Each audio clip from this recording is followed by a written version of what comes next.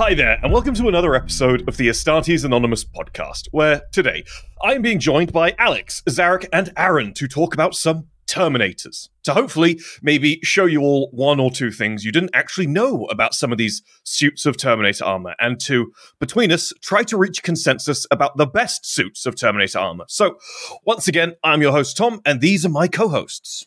Hello, yes, I'm Aaron, and I think this is going to be a bloodbath, quite frankly. There's going to be some differing opinions. Hi, I am Alex, and just like last episode, you know who I am. Unsubscribe from the Game Storyteller. Hi, I'm Zarek, and I'm not normal about the Gorgon plate.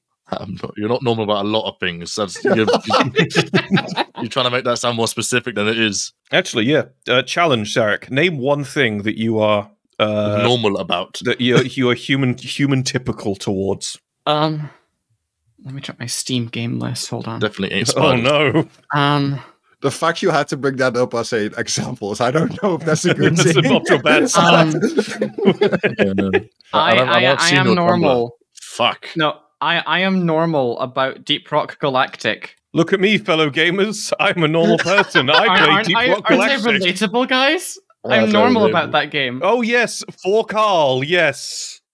Sarah, For Carl. are you one of those people that has like 800 Steam games? Do you want me to do a quick count? Tell our beloved audience how many hours you've got on Gmod. Oh, please. Go on. Can't air Tell me him. like this. Can't Tell him. fight it. Tell us. You gotta do this to me. That's 4,800. 4,800. Everybody. 4,800. That's what, like 2,000 days? 2,000 days? No, that's not 2,000 days. That's 200 days. not. Days. It's not it is about 200 days. 200 I think, days. yeah. Gee Oh whiz. my god. You could have learned to become like a doctor in that time or something. Listen, I was a lonely kid, dude. Don't air me like this. In your Warhammer RP servers, yes. Don't even. I know what sort The of worst person you years are. of my life, a lot of it. Oh my god. 4,800 hours. A Damn. handful of great people, but oh my fucking god, I would never want to go Handful. back. A handful. What have you got to show for it? I have an estradiol prescription. Oh, okay. Tom, how many hours do you have in CSGO? Not that many. I actually realized today when I was yesterday. I realized that actually, if I'm being honest with myself, about half the hours I've got in Counter-Strike are actually just me surfing. Makes sense. That makes sense. To be honest. That's fair. All right. Shall we have a look at some models of the week? Let's get it. Or should we instead stream Zarek's Steam library and have a look at some other allocated hours? We are not going through my 266 games. We don't have enough time for that. No.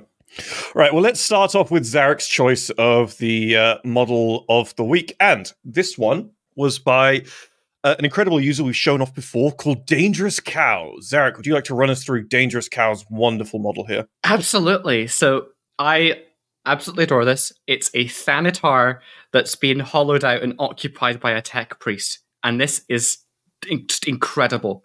The base work with all of the weird glow effects there. So nice, really gives it some extra height. Not that it even needed it. The gun is looks like it's coalescing energy beams, which is rad as hell. And that giant tank on the back with those painted on bubbles is so clean. I really love it. And the OSL on the ammo pack on the back as well. I have not seen something so good for a wee while. I'm very fond of the Slurm tank on the back, yes. The lean tank on the back.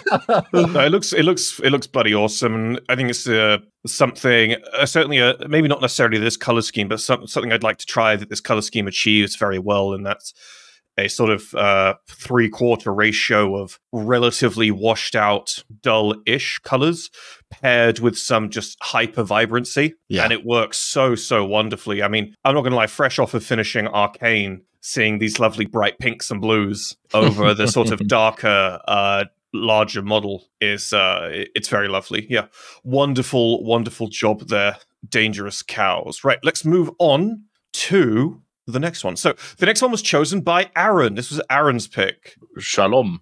And Aaron has selected I think it's just a Space Marine by a user called Ed.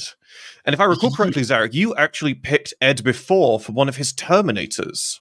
Twice, actually. Once for the Terminator and another time for a pair of Black Templars, just Marines, particularly for the hair. Oh, I remember. Oh, yeah. Yes. Yeah. The furry man. But no, yeah, this guy I just thought looked sick. The corpse on the shield's very gruesome, very, very grimdark. The whole guy's very grimdark. He just very much so looks the part. Yeah, he's tasty. Yeah, it's nice. Just down below the corpse on the shield. Yeah, simplistic, huge tabletop presence. I know this guy's got like a good chunk of a Black Templar's army all painted up with the same level of just disgusting. Mm-hmm. The whole dead corpse on the shield is very lovely, very 3rd edition. Yeah, great job, Ed. Wonderful job. So, our next one was chosen by Alex. Alex, yeah, you have picked a model by Warden Painting, one of our miniature experts in the Astartes Anonymous Discord. Would you like to run us through this lovely Death Guard hero or praetor of some sorts? Yeah, so this model, to me, really stands out for all the texture work all over the model. Like, of course, the base blending and color choices themselves are really good. It's very muted versions of colors, but then a really nice, like almost slime green choice. Yeah. The textures on the cloak, the textures on the armor, the texture on even on the green parts, it's so pretty. And that's together with like nice rusty, darker metals. Such a striking scheme. And I have to say, as somebody that absolutely hates painting skin, that face is absolutely beautiful. Yeah, look how perfect the eye is. Oh, a very healthy looking Death Guard Marine, that is. Yeah, abnormally healthy for the Death Guard. Yes, this one definitely remained loyalist. Yeah. There is a detail on this that is absolutely flooring me, and it's how precisely they've done the weathering. The subtle highlights on the side of the knee plate, like shining bright and kind of speckled, and then all the way down the thigh plate, you've got these like crisscrossing lines of dirt that look like they've been placed there intentionally. That must have taken so much work. And you could just see on the cape the impression of texture with the way that they've painted the colors there. I'm blown away. That's just a masterclass. No, exceptional work there, Warden Painting. Looking forward to seeing more. Yes. In case anyone is wondering, I think, Zarek, you'll correct me if I'm wrong, but I'm about 99% sure that this model, this torso and legs, is one of Tortuga Bay's. Is that correct? I couldn't clarify that. I'm not familiar with Tortuga's line, although I'm aware there are 1 or 2 odd bits that have come out in the new Blood Angels release, and I could very well see that being, oh no, I know what this is. This will be some of the new Sanguinary Guard sculpt. What, the torso and the legs? I think it might be.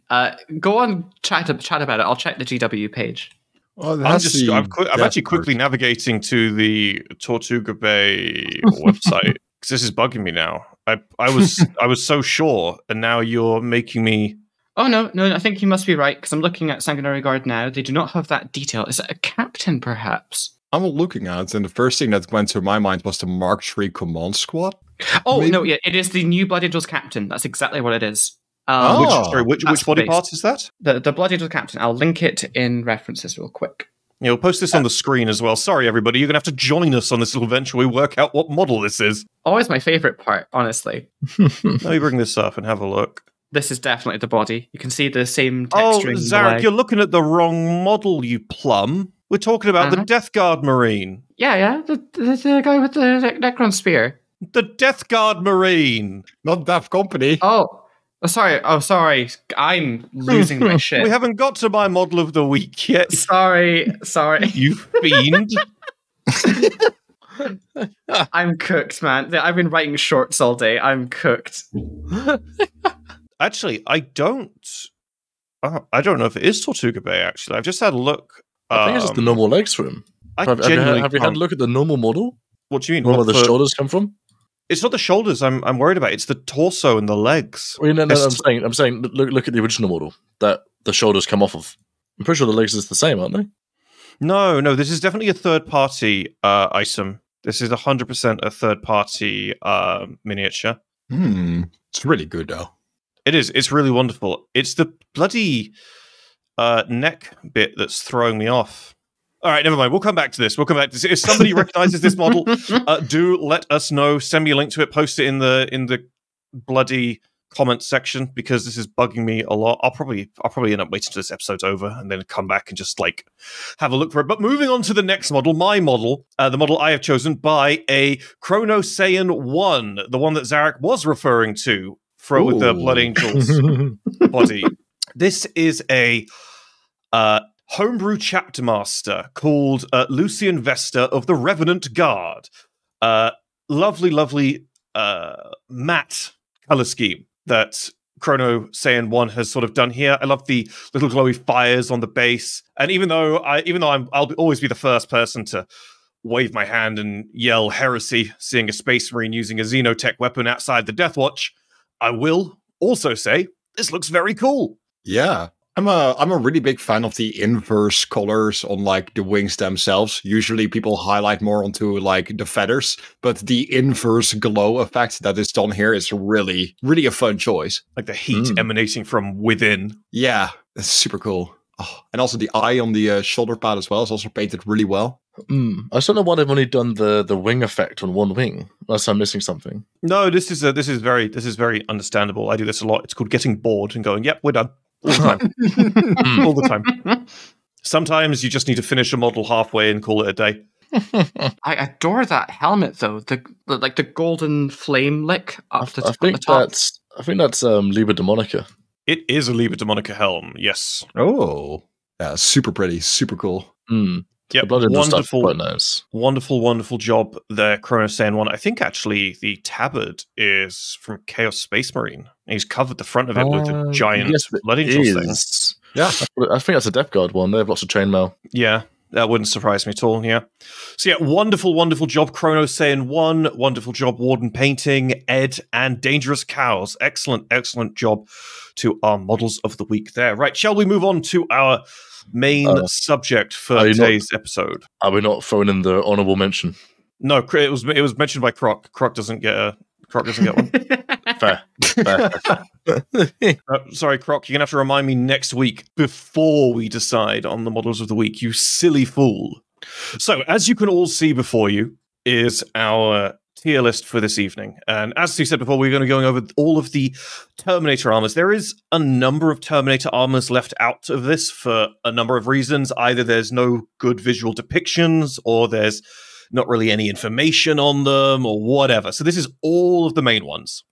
Some of them I left out because they were just too samey. For example, Indomitus Terminator armor is here, but not Chaos Indomitus Terminator armor because it's functionally the same thing. Well, actually... Well, actually, right click, disconnect from call, get out of. So, let us begin. So, we're starting off. Oh, and just so we're on the same page with how we're doing this sort of rating system. We're not rating them in terms of, functionality, or it's just going to be Custodes, Grey Knights, and everything else. We're not going to be doing it that way. The four of us together are going to try to come to some kind of consensus about what we can democratically agree is the best. For whatever reasonings we choose to put forward. Yeah? Right, so let's begin. Starting with the Indomitus Terminator armor. So this is the iconic Terminator armor. This is the Terminator armor that has been around for almost the longest, not quite. It was one of the first 3 Terminator armors ever conceived as a model, and it has been the iconic Terminator armor for the best part of the last 35, 40 years. It's beautiful. Recently, at the turn of the new edition, finally rescaled to fit that sort of new Primaris scale. It is a wonderful classic Terminator armor. It's also, from a lore standpoint, the most widely, and has always been the most widely produced, if not the first, the most widely produced Terminator armor, with pretty much every Space Marine faction having a much greater access to it than any other suit of Terminator armor. Yeah. So, can I get any lore tidbits for this armor, or maybe a suggestion for where we should put it? Oh, well, I don't really like this armor just on the basis because it was originally developed towards, what was it, like the end of the Horus Heresy? Kind of near like the end, near the end, where essentially they started bringing it, and it was mainly for the loyalist sides as they started using it. Remember that? Yes. The logic was that at the height of the heresy, They just couldn't really afford to produce Cataphractii, and it was getting to the point where even producing Tartaros Terminator armor was starting to prove too costly and too time-consuming. So they needed a new suit of armor that was more, that was just as battlefield efficient or close to it, but whilst also being much more efficient to produce. Yeah. No, I just love the way it looks. It's for me the classic Space Hulk side of things, like the classic Space Hulk board game. Just the way those Blood Angel Terminators look in that, and we also have in the example image a Blood Angel guy, and he looks so clean. Yeah, no, absolutely. For me, this is like the most standard, because I think is everything else so far, like Terminator wise that we've seen design wise, will essentially be based around this boy. Yeah. So for me, I think this would be my absolute just top of B, just right middle of the road. Top of B? Yeah. That's a far lower place than I thought you'd put it. Well, this episode you're going to find out that I'm not the biggest fan of Terminator armor. We're going to hear some... Oh no, the Dutchman's going to have some really shit takes over the next hour or so. we do need an naysayer. I do agree with him, though. I'm not huge on this armor. I think it's very meh. I think it's very basic bitch. Middle of the road. You're literally in Terminator armor. What do you mean? Yeah, but I'm in Blightlord, all right? None of this. Yeah. Keep your opinions to yourself, mate. Even though I do agree with this one. I think of the Terminator armor, this one's got to be like way up there. I think personally that this design is actually perfect at what it's trying to be. Yeah. And for that alone, I couldn't place it lower than A. Personally, I'd vouch for it. I'd place an S. It's so iconic. It is. I love especially the Chaos variants, because we're going to, I guess, fold that in under this one. I guess so, yeah. It adapts so well to the Tusk helm. And that as a Chaos Terminator, to me, is so iconic. Well, I think I have to agree with putting it in S, just because of the history and the influence this set of Terminator armor has had, not just over the designs for future sets of Terminator armor, but for the aesthetic of the setting in general. It is without compare. You know, it might not be my favorite suit of Terminator armor, but it's amazing. It's done so much. I would feel bad for making any less of a case for it than S-Class. So what I'm hearing is overrated. I see. I'm willing to concede to A tier. Well, the average is out at A tier. If we stick to B and stick to S, it will get an A because it was 2 and 2. I can see that. All right, we'll put in A tier, and we'll see how that shakes out later on. So the next set of Terminator armor is none other than the Tartaros Terminator armor. This was the one of the 2 early relic variants. I think this came after the Cataphractii, although I'm sure someone told me they appeared at the same time. But generally speaking, the idea behind the Tartaros was it was meant to fix a lot of the mobility issues that the Cataphractii Terminator armor had at the cost of some of the defensive power. But obviously, it's still a set of Terminator armor. It's still far more durable than, say, well, any kind of regular pattern armor. So yeah, it's a wonderful, wonderful thing around during the Heresy. You'll find later on when we get to some of the Legion-specific armors that some of the Legions that had custom Terminator armor that favored agility and a more agile approach to things will have favored this Terminator armor. Personally, though, out of all the relic armors, this has got to be the only one I'd have to make an argument for C rank. It's the least impactful. It has some great alternative variants that we'll get to later. I just find that visually speaking, it's the least striking. It's not as striking as Cataphractii. It's not as striking as Indomitus. And the only thing special about it is the alternative variants that came out of it, and even they, you know, aren't really that special compared to some of their Cataphractii counterparts. Doesn't mean I dislike it. I think I'm just trying to be sort of comparative here with where I would put it compared to the others. We're going to have some issues today, I can tell. That's fine. So, personally, I really like the shoulder pad style. I think those big, clean, swept back shoulder pads with open sides, kind of go up and down. I really love that for the Terminators, but I feel like the rest of the armor does let it down a little bit. It's not quite as unique. I do, however, really like its application for people like the White Scars, who are going to be obsessed with their speed. It was also the first Terminator kit that I ever had. Was a set of plastic, not Cataphractii, fucking Tartaros. Yeah, Tartaros. Me personally, I would rank it bottom A, high B. I think I agree with what you're saying about the White Scars, and that's one of the White Scars Keshig Masters is one that I haven't put on this list because they don't really modify the Tartaros for that. They just paint it black. It's the same reason for Cataphractii. I haven't put any just Sons of Horus Justarian Terminators on here because it was Justarian Terminator armor is modified. It's all modified internally. It's not really any aesthetic modifications outside of the plume. Similarly for the Keshig Masters, the armor isn't modified, but they do carry different weapons. But again, that's the weapons, not the armor. So I do see what you mean, and I do think it has a place. And again, I don't dislike it at all. It definitely has a place. I just think it's out of the three main Terminator variants, it is the least iconic. Yeah, so I have an argument for C for it as well, because I've been playing the Horus Heresy board game since it came out, because that's become my essentially my love child. That's the thing that I absolutely love.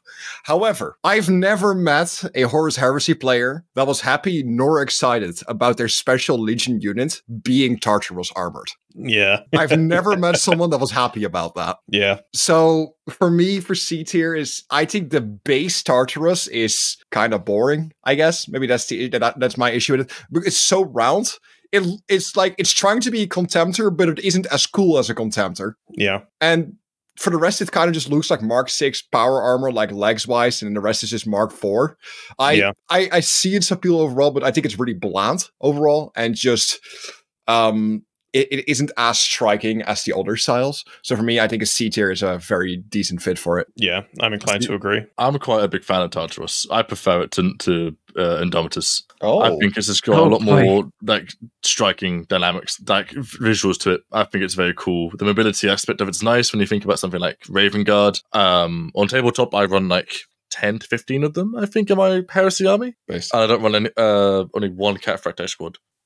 But I just find them more interesting, more useful. I think normal Indomitus is pretty bland compared to the other two. So I'd probably put it in A. If that's where Indomitus is, I'd put it in the same. No, I can understand that. What did you say again, Zarek? I would put it bottom of A, top of B. Do you want to pick one of those? B, I'll go B then. I'm more of a B.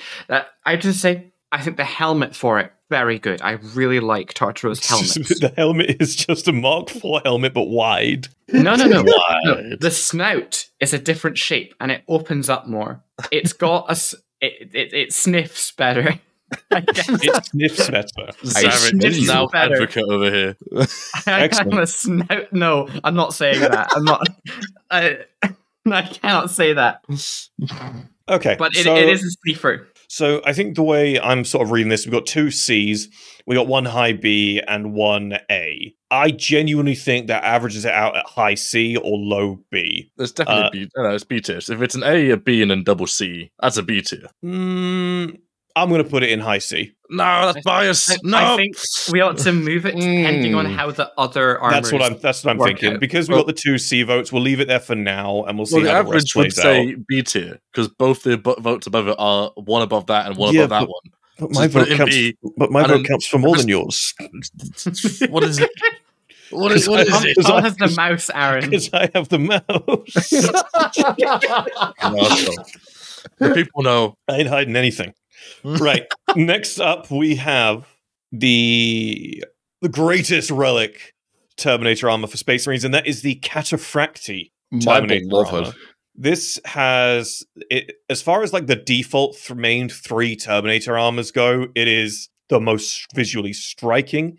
It's got the best alternative variants, both in terms of firepower and aesthetic. It is so iconic to behold. I just love it. When you think of this, you think of that one animation of the fucking 3 or 4 Ultramarines in Cataphractii armor, sort of fighting the Word Bearers and the World Eaters, sort of marching out of the way with their sort of energy shields or whatever they're called. But no, Cataphractii is, out of the 3 main ones, the 3 basic ones, it is, I say basic in quotation marks, it's by far my favorite. It's just so cool. It's more so than any other suit of Space Marine Terminator armor. It is a walking fortress, and I love it for that. It's just everything, man. I love just like in its lore with the massive ass like shield generators built into its pauldrons. I love that idea where it's just a walking tank with its own little mini void shield. Yeah. So bang, bang, bang. It walks really slow, but it just does not stop.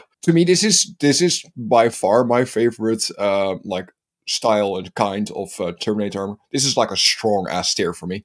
Yeah, inclined to agree. What about you, So Stu? pretty. What did you put it in, Alex? Sorry? I have an S tier on this one. S tier. Yeah. Okay, I should have seen that one coming. I'll put it in A. I think it's very cool. It's very chunky. It's very much so does what it says in the tin. And out of the three, it is there. And out of the three sort of classic armors, air brackets, I think it's my favorite easily. So yeah, A tier. Guys. Oh no, here we go. Oh no. I am not the biggest fan. Now, I have to say, I appreciate the mechanics of it. In game, quite a fan of the mechanics. I really like how it plays out. But as a design, I'm not a big fan of any of it except for the shoulders. And the one kind of suit that I do like was the Cataphractii Praetor from like the Betrayal at Calth box set. I remember that particular one. I like how that's ornamented. And for me, that variant for the captain is what cements it as a C tier and not a D tier for me. Oh. You were going to put this in D tier? Genuinely, not a big fan. I'm going to be much kinder to Aaron's opinions going on for the rest of this fucking recording. Oh, Jesus Christ. That's got to be the worst fucking take I've heard all week. Oh. I just don't think it has much personality. Like, it's heavy. That's it. It's just a heavy boy. Despicable, even. Right. Well, once again, I'm going to supersede somebody else's opinion, I think, and use mouth privileges. Okay, so all right, so we've got 2 in S, 1 in A, and someone who's putting it also in A, definitely not C or B, definitely in A. So that averages what? A? Super high A, yeah. Super high A. Yeah. I wouldn't say that class is the Indomitus. I'd say, Well, because you've put it so far down there, I kind of have to put it behind the Indomitus. Oh. Because of that, the weighting kind of works. Oh. So that is very annoying. But thank you, Zarek, for just having a terrible opinion. Okay, well, you can explain to everyone what this next fucking suit of Terminator armor is then for that crime. Okay, all right. So, in the notes, and what a lot of you are probably thinking with this next image, if you're looking on screen, you're probably thinking, oh, hey, this is the Saturnine Terminator armor. Wrong. As best as we can tell, according to a source in a single short story, this is actually called the Salamander's prototype. Tom, I believe you were saying there was a particular author given a name to it. Someone asked Gav Thorpe about it on Twitter 5 years ago, and Gav Thorpe just said to them, just think of it as the Nocturne pattern Terminator armor, because it was made by Vulcan. Mm-hmm. And this particular suit was seen, let me check here. Yeah, so it was used mainly by the Salamanders following the drop site massacre. It's got a gun mounted on the top. It's got giant dumbass shoulders that are so endearing. And I believe by default, they generally have some kind of heavy weapon mounted on one of the arms. I love these. They're so like retro 40k to me. Say they are one of the more classical designs with the round head in a round body in an egg-shaped like shoulder pads. It is such a classical piece for me. Also, just having an egg-shaped warrior together with a gun on top. I don't know why, but that really really gets me. To me, this is for me a very strong A tier because I just love the classical retro like feel of it, and because it's so like tiny in the lore, I think it's a fun one. Because when you see one on the battlefield, if you play in a game store and somebody actually has like a 3D printed one of these, you will look over. You want to pick it up. You want to have a look at it. Yeah. Mm-hmm. No, it's very cool. It's very unique. I'm not the biggest fan, but I'm not going to pretend that there isn't an awful lot of love behind this and that there isn't an awful lot of retro value to this. I'll be the first to say it. The shoulders are very, very, very stupid. Yes. But within context, stupid might even be a compliment, you know? So it's a wonderful thing. It's the only thing on this list outside of the Custodes Terminator armors that is more of a fortress than Cataphractii Terminator armor. It's a very, very silly thing.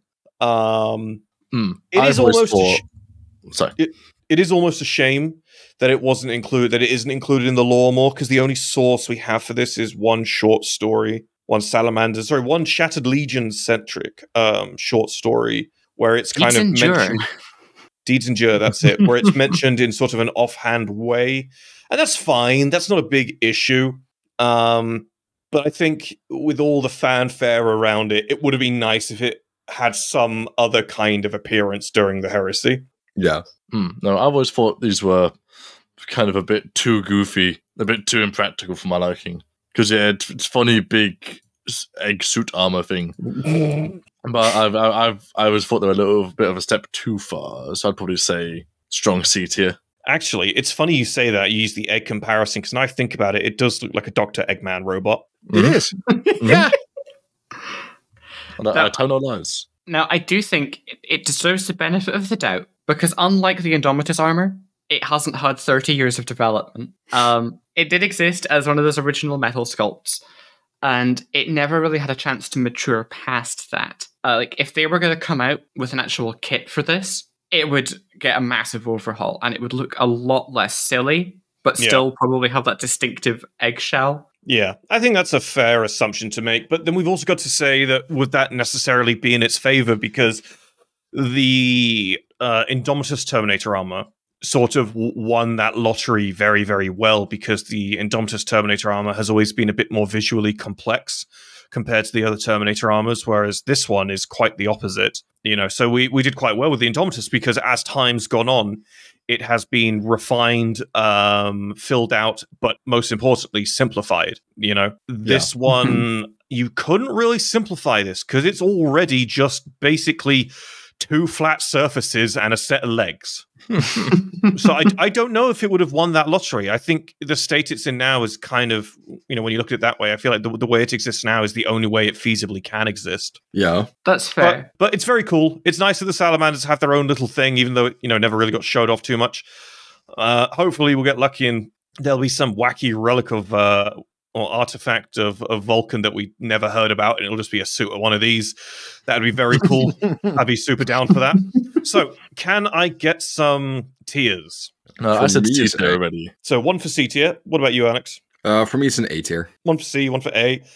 Zarek? High C, low B. High C, low B. I'd be inclined to put it in low C, to be honest. Oh, get dogged on. My God. I don't think it's that great. I think it's cool. I don't think it's, again, much like my opinion of the Tartaros, I don't think it's bad. I think it has a place, but I think its place is very far behind a lot of the other armors. But I don't dislike it. You know, I genuinely don't think there's, just quickly looking at the rest of the list, I was about to say I don't think there's any like D tier suits of Terminator armor on this list. Then I realized there is one, but we'll get there when we get there. Let's move on to the next one. So the next one is the Aegis pattern, or Aegis, however you choose to pronounce that word. The Aegis pattern Terminator armor for the Grey Knights. This set of Terminator armor is a funky mix between Indomitus Terminator armor and Mark III iron armor. Its helmet is indeed based off of Mark III iron armor, but the one thing that separates this armor from being just the sum of its parts is that it is inscribed inside and out with a metric ton of anti-chaos runes that apparently work. Well, exactly. And on top of that, a feature I've always loved, and I think a lot of people love about the Death Watch, is that sort of embossed is the correct term, embossed shoulder pad with all the writing and the faux Latin on there, but with double shoulder pads of faux Latin. Yeah. These were the first Loyalist Marines I ever picked up for that specific reason. I just thought they looked so cool. Yeah, well, I remember there was a time, I was going to say not too long ago, but it was quite a long time ago now, before Primaris, before the return of the Custodes, where the Space Marine power scaling went every single chapter known to man, then above all of them was the Death Watch. And then above the Death Watch was the Grey Knights. Oh. And now that time has long gone. The Death Watch is just another fucking chapter, a very cool fucking chapter, but just another chapter. And the Grey Knights are slowly being kicked under the rug. Terribly sinful. But if you like, I will say this now, if you like XCOM or that sort of stuff, I mean, to be fair, I'm about to sell a game that people who would like that game are already playing. and that's Chaos Gate Demon Hunters. Really, really great that Grey Knights have their own game. It sort of, visually speaking, it celebrates everything that's great about the Grey Knights. There's even a Grey Knights Venerable Dreadnought in there as well, and a Grey Knights Tech Marine, which is just such a cool thing to know exists. But the Aegis Terminator armor it's very cool. Visually speaking, I think apart from the Alaris Terminator armor, which I think we're doing next, I genuinely think it is the most what's a good word for this? The most left field, the most out there, the most outlandish, the most different. I think it has a design language that none of the others share or even come close to. I think the fun thing as well that I really like about this Terminator armor that you don't really get with Terminator armors is when you find artwork of Aegis Terminator armor, very often it will be of a Grey Knight doing some batshit acrobatic crap, or some wide power starts or some high mobility shit. Even though Terminator armor is meant to be bulky and slow, but because it's a Grey Knight, they're going to be doing some Dawn of War 3 backflips, and it will be in canon. What's that bit from Resident Evil? Yes, where Leon Kennedy just jumps up the wall needlessly for no reason whatsoever. That's your Aegis pattern Terminator armor. No, I really love this armor. I think I don't know, maybe I'm being a bit biased. I feel like maybe some of my love for the Grey Knights is spilling over a little bit. But I would be maybe it does have to. Maybe it does have to. You could say. They are inextricably tied together. The Grey Knights are the only chapter that can field Terminator armor en masse. Except for the Dark Angels. But even more en masse than the Dark Angels. For them, it is a mainstay of all their military operations. Yeah, that's true. That's fair. That's true. The Deathwing is just I remember seeing that one page. I think it was the 4th edition Dark Angels Codex or something, and it's their chapter structure sheet, and then their first company is just 100 Terminators. It's the dumbest thing. It's the dumbest thing. The only chapter that has 100 fucking Terminators. So stupid. Respect the hustle, man. All right. But the Grey Knights are their Terminator armor. That's what defines them as a faction. Yes, they're very special. They're very special. If you're playing Grey Knights and you're not playing Grey Knight Terminators, you're doing something wrong. I would be compelled to give this I would say a low S. I say a low S for this armor for me personally. I'm a massive fan of, even though I don't like Grey Knights as the way they are, I'm not the biggest fan. I do like the way they look. I really like the way Grey Knights look, and all the conversions I've seen with this kind of armor, where in my case, I'm not the biggest fan of all the inscribings. So once that's cleaned out for me, it's just the prettiest armor by far. So I'd say a low S tier for me. Yeah. I've never been a fan, and I'm still not, of the wrist-mounted bolter thing Grey Knights have. And now, correct me if I'm wrong, but the Terminators have that as well, right? Terminator Librarian does. Nobody else gets that, except for a few characters. Actually, Pedro Cantor has one. No, he means the Grey Knights. You mean the Grey Knights, right? Yes, the Grey Knight Terminators. Yes, Grey Knight. Yes, all Grey Knights. All Grey Knights have that. I think maybe the Grey Knight Tech Marine doesn't have that. Nah, I'm gonna have to go. If he had a model. But wait, Aaron, before you make your choice, let me say something that might sway your mind. Mm-hmm. If this isn't buy me more tower, I don't think it's going to work, man. No. This will sway your mind because I know what you're like. The Stormbolter on the wrist is technically optional because you can instead take an incinerator. You can have wrist-mounted incinerators on Grey Knight Terminators. Mm-hmm. Does that not sway you? I think that looks stupid as well. Just put it in your hand like a normal person. Okay, all right, whatever. No, I'll say A tier. If it wasn't for that, it'd be S, but I'll say A tier. Just don't like wrist-mounted guns. I just think they look too bulky. They look too stupid. You're the guy that owns 10 boxes of aggressors. Yes, because they look proportional then. Because they all have power fists, so they look normal. They look like gorillas. They look too big. They look like gorillas. They look like gorillas. If you don't have a power fist and a bolter in one, they look too big on just normal, not power fist arms. Oh, sinful. It looks stupid. Look, I got a hard disagree. Now, if we were doing this based off of just the models, I'd have to put them kind of low, because unfortunately, these beautiful boys haven't had an update in so long. But no, they've certainly aged poorly. Oh, they've aged so badly. But because we're doing pure in-lore aesthetics, I have to put it in S. It's so iconic. It's so esoteric. And it bleeds that feeling. I think there are a few factions in 40k that have such an obvious design language. Yeah. When trying to communicate something psychic. Besides maybe the Tyranids when they do their psychic stuff. Yeah, of course. Well, that and things like, just because we're on the topic, things like Imperial Navigators do a really good job of like telegraphing that they're sort of psychic. But yeah, no, I absolutely agree 100%. So what have we got? We got 2 low S ranks. What do you say? What are you saying, Aaron? I'm saying A rank, just general A rank. A rank. And what about you, Zarek? Solid S. Shit. So we've got our first S rank. And it's actually the Grey Knight Terminator. That's great. I'd agree with it. I'd agree with that if the bolter didn't look so unnatural. You should go find some artwork rather than the model, man. Because in artwork, I've seen the artwork. I've seen it. I've seen enough of them for me to know what I like about them. Is this going to work on the stream? Can you see that? This applies. Yeah. What's wrong about that? What's wrong? I don't know, man. It's just it's wrong? Compressed. It's a compressed Stormbolter. It looks great. All right, whatever. All right, whatever, man. So next one is the first of the 2, technically the second of the 2. I should have done it the other way around, but we'll do it this way. This is the Custodes Alaris Terminator armor. This is the more recent one. Now, we don't, to my knowledge, actually have any explicit dates for when these were created. But I think we do know that the Aquilon was definitely during the Heresy and definitely before the Alaris. So the Alaris Terminator... Oh, what's that? What's up, Alex? I fucking hate these. I fucking hate these models so much. Okay, so all right, so cool. So this is actually what so here's a fun one. When Custodes reemerged properly, this is like the first thing I got for them. I remember loving these when I first saw them. And as time's gone on, as I've gotten older and I've gotten deeper and deeper back into the hobby, I've sort of started to actually dislike them quite a lot. And I don't think I dislike them quite a lot out off their own merit. I think it's just because I'm forced to compare them to everything else.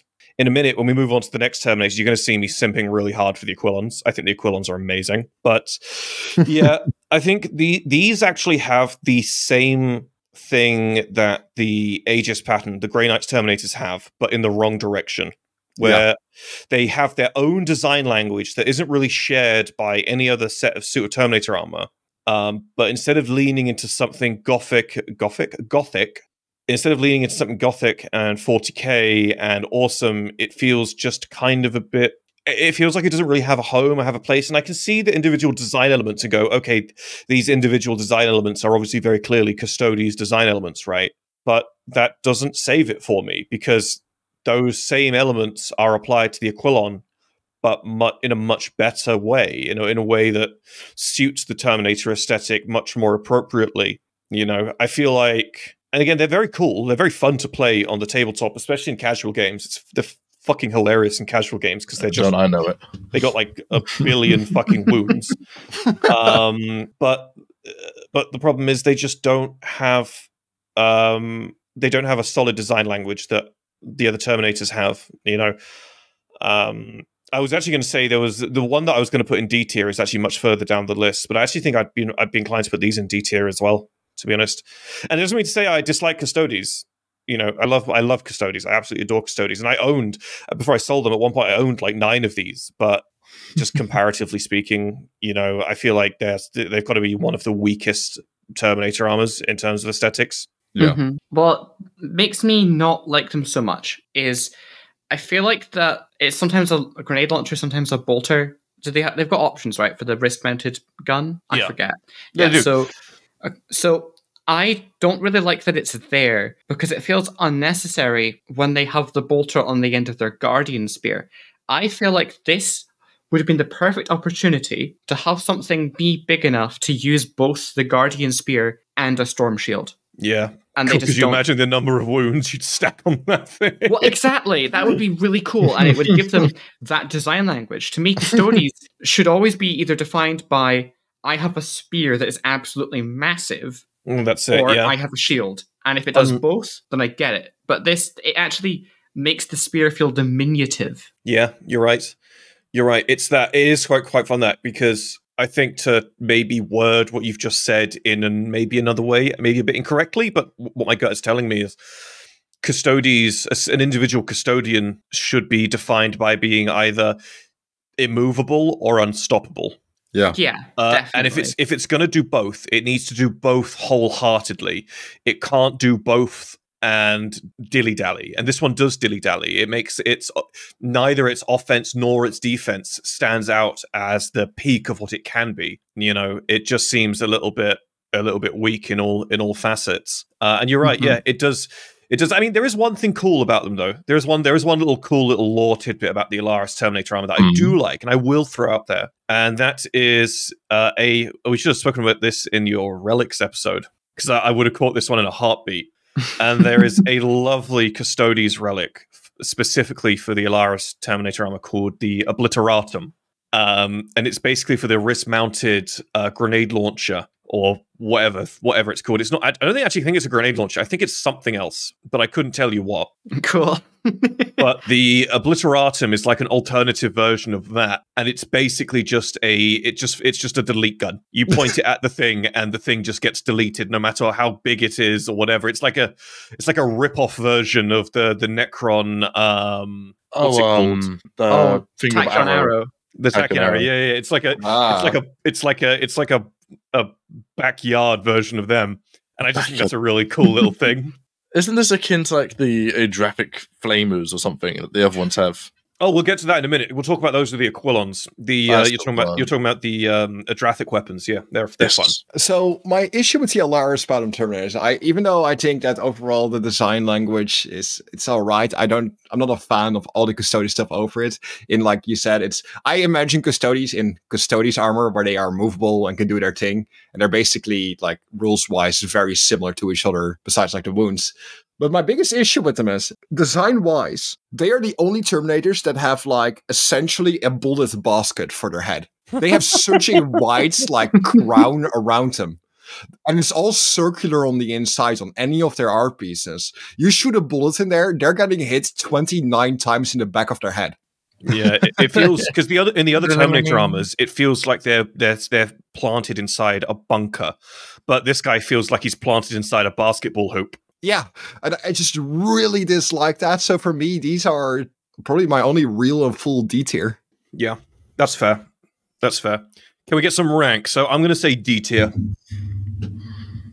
Yeah, they're not.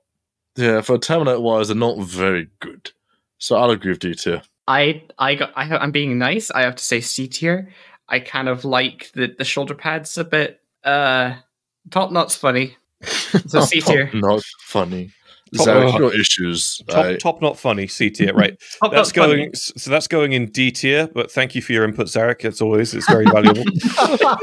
No, that's fair. So the next one is how you do a Custodian Terminator properly, and this is an Aquilon Terminator. This has all of the same Custodes design language as the Alaris Terminator, but it's got the proper heft, width, and sharp edges that that Custodes are known for, that Terminator armor is known for. It doesn't have the bloody basketball fucking head, but still actually has that huge extra large crevice. It's more grandiose than the other Terminator armors. It has the lovely plume at the top as well, the ultra wide shoulders. That's quite fun actually. This is one of the only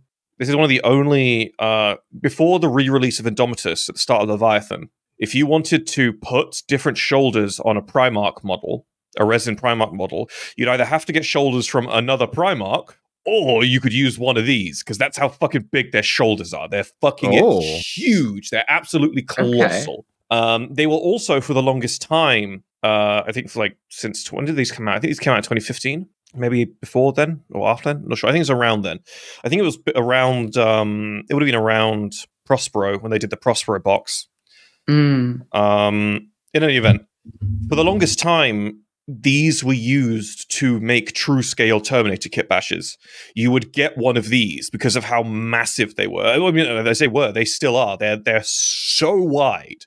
that prior to the release of, again, the new Indomitus Terminators, they were just straight up the biggest Terminators you could get. They were absolutely huge.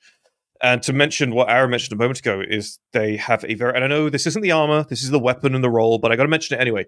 They can wield something called Adrathic weapons. I mean, they can wield the funky Custodes Stormbolters, and I think they call it Inferno Pikes and other stuff. But the real interesting one is the Adrathic weapons. Adrathic weapons are this really funky Dark Age of Technology weapon variant that during the Unification Wars, the Emperor craved with reckless abandon.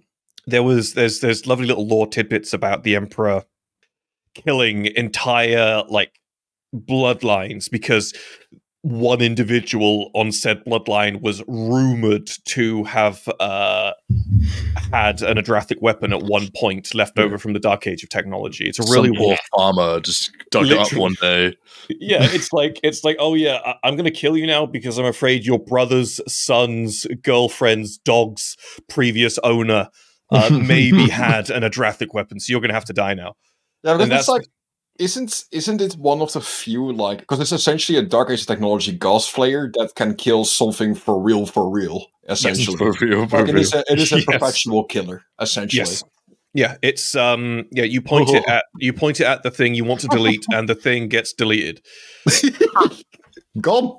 It's one of many weapons in 40k that is just another variant of the Gmod prop gun. except permanently set on the delete function. The insta ban gun. The insta ban gun, yeah. Now, to be fair, I'm not going to say that it's an S rank thing, and I know we're probably going to put it lower than I want it because unfortunately I have to contest with the will of others democratically. But for me, this is such an easy A rank. I've owned a couple of these before. They're wonderful to build. They're wonderful to behold. They're absolute tanks. They're glorious. They're gorgeous models. I love them. I have to say A rank for me. I'll agree with that. I've seen and held the ones obviously you had when we played games and stuff together. And yeah, the web store does them no justice. So I'll agree with that. No, it doesn't. It doesn't do justice. It's crazy. Now, if you promise to give me the version with the fire pikes, I'm willing to go for an A tier on them. The flame pike ones are really, really cool. I didn't get the flame pike ones. I went for I actually didn't even get the Adrathic blaster ones, which made me an idiot. I went for the Stormbolter and Power Fist ones, which is it was stupid. Which is really dumb. Really, really dumb. Really, really dumb.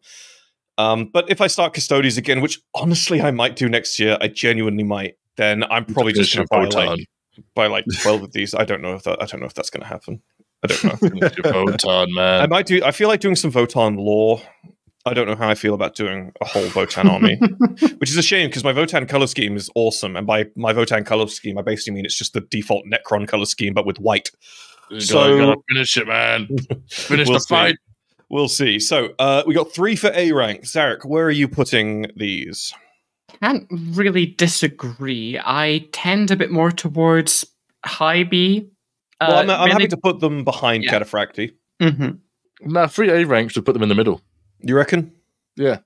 That's it, yeah.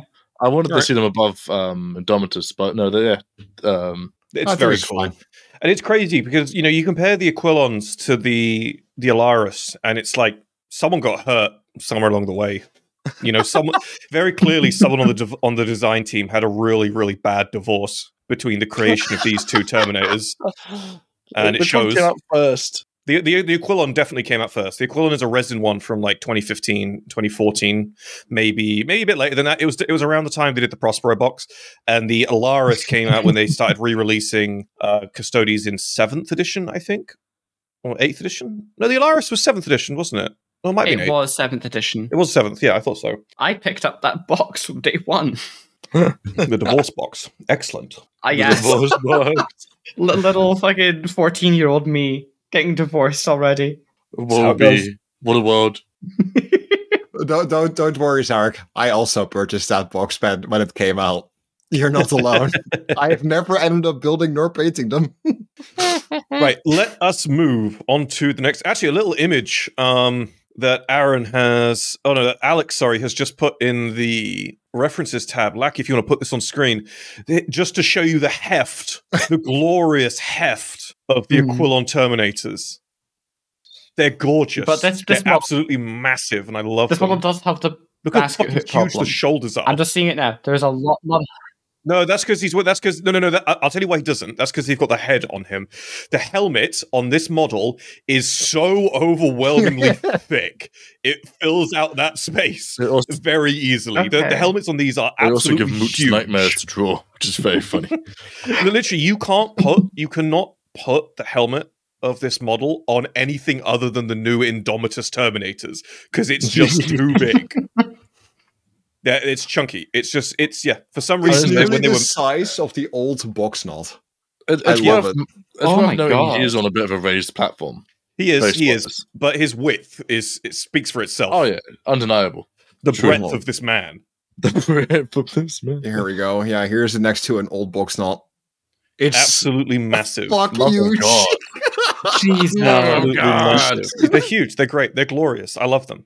And again, so they've got that lovely, sleek and elegant and very Baroque Custodes design language, but it also still looks like a tank.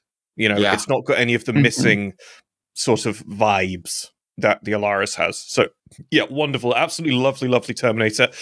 And if you want to find more on these, go online. If you're listening to this now, go online, find a picture of the Infernus Pike Alaris Terminators. They're even bigger because the Infernus Pike is absolutely massive. It's just this huge flamethrower with its really long barrel. And yeah, wonderful, wonderful, wonderful models. I remember in 8th edition, or was it 9th edition? Well, probably it was both of them. You could run these in your Custodes. I don't think you can now. No. You could run these in your Custodes army. And what you would do is you would take the Infernus Pike and you would take the Lightning Claw. And so you'd have an Infernus Pike in one hand, a Lightning Claw in the other hand, and it would just be the single most durable anti-horde Terminator squad in the entire game. It would just, it's just obscene. Right, so moving on to the next one. So next up, we've got the next two Terminators are very special. The next two Terminators are the big sort of changed variant Chaos Terminators. Let's go. And the first one, which Aaron will now explain to us, is none other than the Blightlord Terminators. Oh, yeah. So the Blightlords, there's the local expert. Yes. Are basically just really amalgamated Indomitus plate with some other bits slapped on. Like there's a couple model examples of like them with cataphracti shoulders instead, just to fit their mutations and stuff. And it's basically just a very big slap bash, make it work due to mutations sort of plates. And it's very, very cool. They've got lots of sort of more pipes and sort of stuff on them to fit the whole Death Guard aesthetic. But they're just absolute tough bastards, more so than normal. Because they used to have that extra pip of toughness back from 8th and 9th. Well, it's funny because whilst it's true that for a lot of Chaos Space Marines, when you put on your armor, there's always a chance that you're never going to be able to take that armor off. It's not a case where it's a chance with one of these. It's guaranteed. You are fused to the thing the second that gets put on. You and your armor are one sentient piece of chunk. And it's a very fun sort of thing. And this is true for a lot of Death Guard stuff, but I'll mention it anyway. These guys have a literal aura of pestilence around them. Cosmic pestilence forms around them. They're a wonderful, wonderful thing.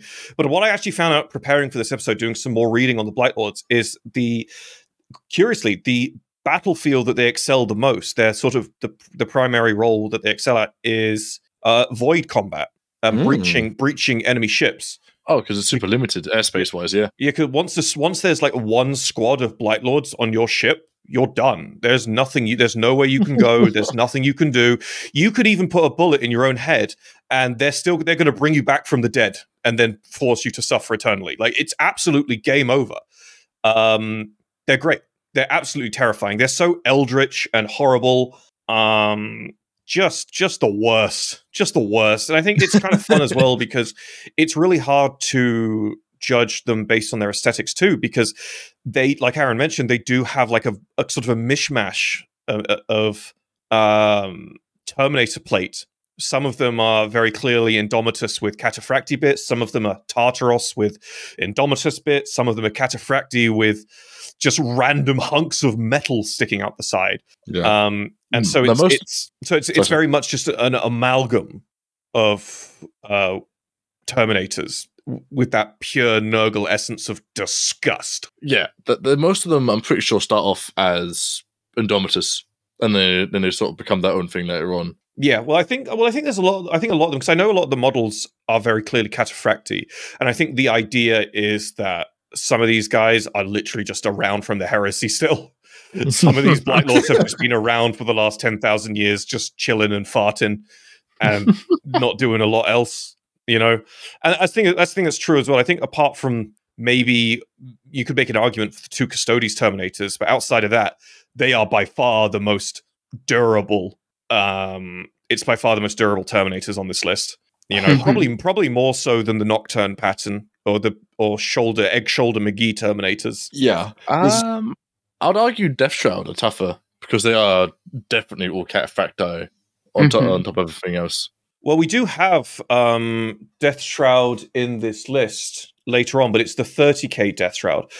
But that's the reason I did that, though, is because 40k Death Shroud and 40k Blight Lords are functionally the same. It's it's the same disease where you've just melded in and become one with your armor, you know. You've become Goop, carrier of Nurgle. Yeah, you have become giant metal plate Goop man. You are basically a walking version of the Thing at the end of Akira. You know, it's not a good time. But yeah, no, they're wonderful. They're super durable, and I think the thing as well that's really makes them hard to judge, hard to put them in a tier, but also compels me to put them in a slightly higher tier is they have so many, their appearances are so varied, you know? Yeah. Oh, yeah, there is no rank and file Blight Lord Terminator. There is always room for them to look one way or another, and that's I just find that really cool. Yeah. Right, can we get, unless anyone else has any information they'd like to hand out on the Blight Lords, should we get some ranks for these guys? For myself, I'll put this on a low A tier, maybe high B tier. Okay. That's where it fit for me. It's just like, I really do like the fact that they're all unique looking and stuff, but I'm not personally always the biggest fan of mixing and matching shoulder bats and arms when the rest of the design doesn't go along. Of course, with Nurgle, everything is Nurglified, so it gets hidden a little bit. Yeah. But it does result in natural. On some of the models, some of their arms are a little oversized on one side or undersized on the other side. And that is really off-putting to me. I don't know why. That's just the one thing that I really hate seeing in models. Yeah. But I do think that they are definitely better than, for example, Tartaros, but I don't know if they are as good as just a clean-looking Cataphracti, right? Mm-hmm. So, for me, they're like a high B. Well, I suppose that makes sense, because with that level of inconsistency, it's like, okay, well, the safe bet some is of them are going to be the coolest you've ever seen. Some of them are not going to be that. No, that's fair. That's fair. So, I have lots of feelings about these guys. Oh, okay. They're very cool, but I feel like for a lot of these models, their mutations are more interesting than their armor. And as a consequence of working with both of that, a lot of them have very flat poses, and they're not very capable of doing something particularly cool. They kind of just stand there. They're a bit like a FNAF animatronic, if I'm being honest. That's what it makes me think of. They just kind of stand there. Genuinely. Because they can't move. They just walk forwards and then move their arm up and down like a He-Man action figure or something, you know? Well, it's quite funny, actually, because most mortals... more than that, Jesus. Most mortals that face these things in combat just die by being near them rather than actually being killed by them, per se. Yeah, they don't have one-directional movement. Christ, no, they've got... They're more... They exist on a 2D plane. I'm looking at them right now, and they kind of do, like...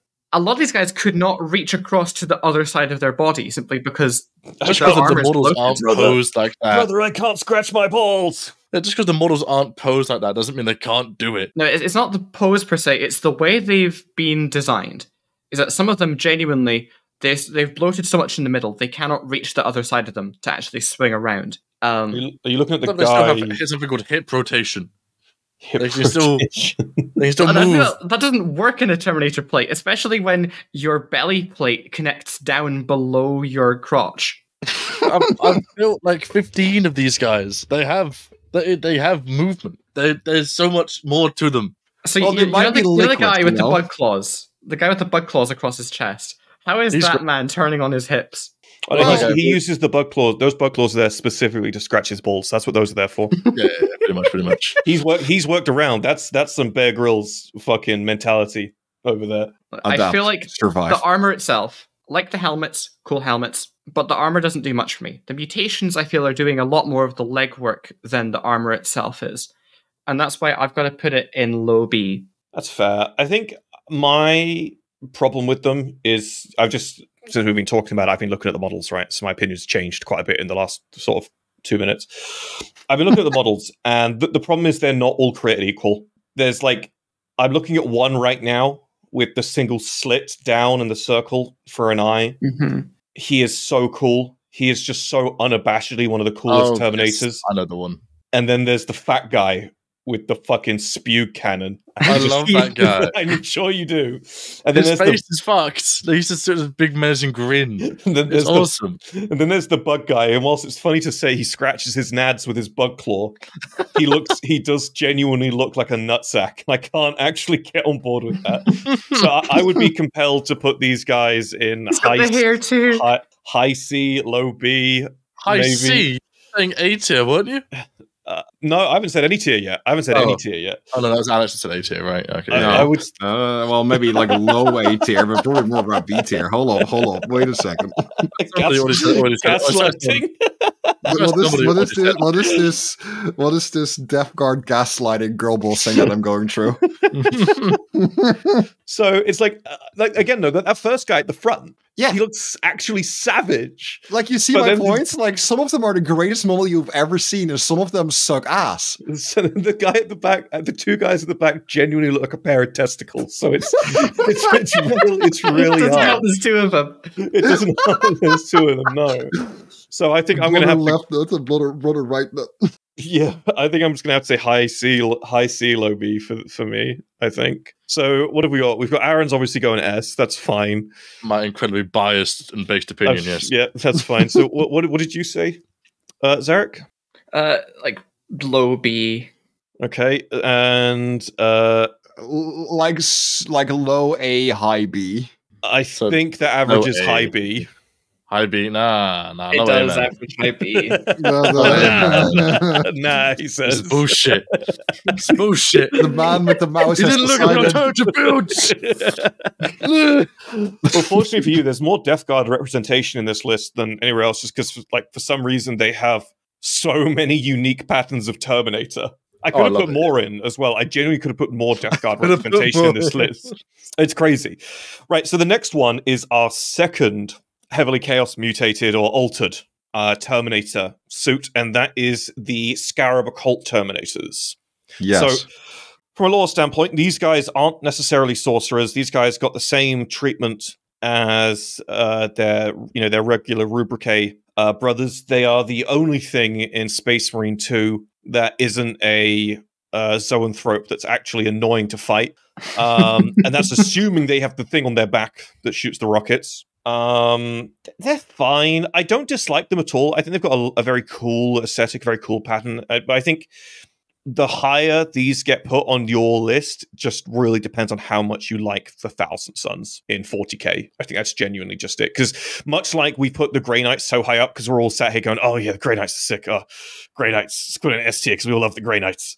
It's like, I don't necessarily think the Thousand Sons get the same love, especially not 40k Thousand Sons. I mean, I vibe with the 40k Thousand Sons quite a good bit, but that's because I've also started collecting them recently. So I do think they're cool. Biased. I do think they're cool. I just don't think quite Grey Knight tier. And they're very, very cool. Yeah. Obviously, with most things, looking at the model in person changes your mind quite easily. Absolutely. No, absolutely. 100%. I did that same. I was very mad about them, and then I got some in my start collecting, and I was like, oh, these guys kind of slap. Yeah. Oh, these guys are pretty cool. Especially if you've got the big chain cannon on one of them. And the Terminator of Wizard Staff is just divine, design-wise, I will say. The Sorcerer. The sorcerer one. See, the sorcerer one's a bit different. The sorcerer one's a bit different because I would be compelled to say don't think too hard about that, because then we get to start talking about various Terminator Praetors. Well, you guys just broke down the Death Guard guys by looking at the models, going, "Those two look great, but those two look like nutsacks." So I will bring in the Blight Lords kind of have to. We have to do that with the Blight Lords. No, there's plenty of good art. Because if we brought about artwork earlier, looking at the Grey Knights, but you didn't bring about the models because the models are old as fuck. If we tried to get an average picture of a Blight Lord, it would just look like a testicle. That is the average. Then you'd be even worse off than B. It's just skin everywhere is the average. It's just a naked Batman is the average. It's just Nurgle. Nurgle is the average. Now, the thing is, with these models, right, the Scarab Cult Terminators, model-wise, they're really cool, and art-wise, they're really cool as well. But now, hear me. For a commission once, I had to pay, I had to paint 40 of these fuckers. Trauma. in a week and a half for a tournament. Trauma. And let me tell you that, like, you think that the normal Thousand Sons are bad with the edges. These guys go worse. Because also the fucking rocket launchers on their back and their weapons, guess what, also have trim. I spent probably about 80 hours or 100 hours just painting fucking trim on these guys. So I'm putting them in C tier because they kind of look cool, but I never want to look at them again. Please. What tier was the commission? And how above much tabletop. Above table. And how much did you charge? Why? Not enough. Not enough. I have not ever taken a Thousand Sons commission job after that ever again. I remember I asked you, I was like, what about doing what are your thoughts on doing Big Man on Disc? What's he called? Ironman or Magnus, and you're like, those two maybe, but only those two. Only those two. Everything else, I'm going to get myself turned into a servitor by the time I'm done with that. They're cool, but they just suck ass to paint. What are your thoughts, Tom? I like them a lot. I think I wasn't trying to be harsh when I was talking about them earlier. I mean, maybe that sounded that way because even though we're not talking about the Blight Lords anymore, I still found a way to dog on them. That's just your normal. That's just your normal. Yeah. I'm used to that. I'll try and be better. I'll probably fail. I think the thing about these guys is I would probably put them lower than I'm going to if it wasn't for the fact that you and I have sat down and looked at color schemes for these quite extensively. Yes. And if I were to do them myself, I know how I would do them. And that really helps lend me towards wanting to put them a bit higher up because I know how I would enjoy doing them. I think they're very cool. I think as far as the alternative, this is quite funny actually. I'll mention this now. So canonically, here's something that's true. The Thousand Sons Scarab Cult Terminators were initially the Set-Tech Terminators from the Horus Heresy, which is quite fun because the Set-Tech Terminators, which you actually come to later on in this list, were never Tartaros. They were Cataphractii. And so it's fun that sort of it's one of the wonderful things. I actually really like that inconsistency because that's one of those things where you can sort of look at 40K and go, well, here is a visual, physical example of the completely inconsistent and unbelievable narrator. Here is, it's face value. I love that. I love that how this became that. But wait, those are two completely different patterns of Terminator arms. So, yeah, we don't know. This is all interpretation. It's all interpretative. And I love that.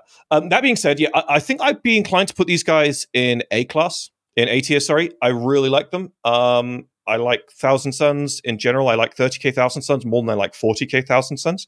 But I still like 40k Thousand Sons, just probably not as much as I like Grey Knights. They are very cool. And again, I know how I would paint them if I were to do them. I know how I would do them. And I'd probably enjoy it. So yeah, I'd say I think I said put Cataphractii in S-class and Cataphractii's in A, which hurts me. So I would probably say I'd probably put these high A-class. Yeah, I'd probably put these high A-class as well. I wouldn't be able to put them in S though. I'd probably put them behind. Oh, actually, no. I put them behind the Aquilons and ahead of the. I don't want to put them. I wanted to put them behind the Cataphractii as well. Actually, I'd put them behind the Cataphractii. I still feel like high A. It's just everything else in A. I'd say is still higher than it though.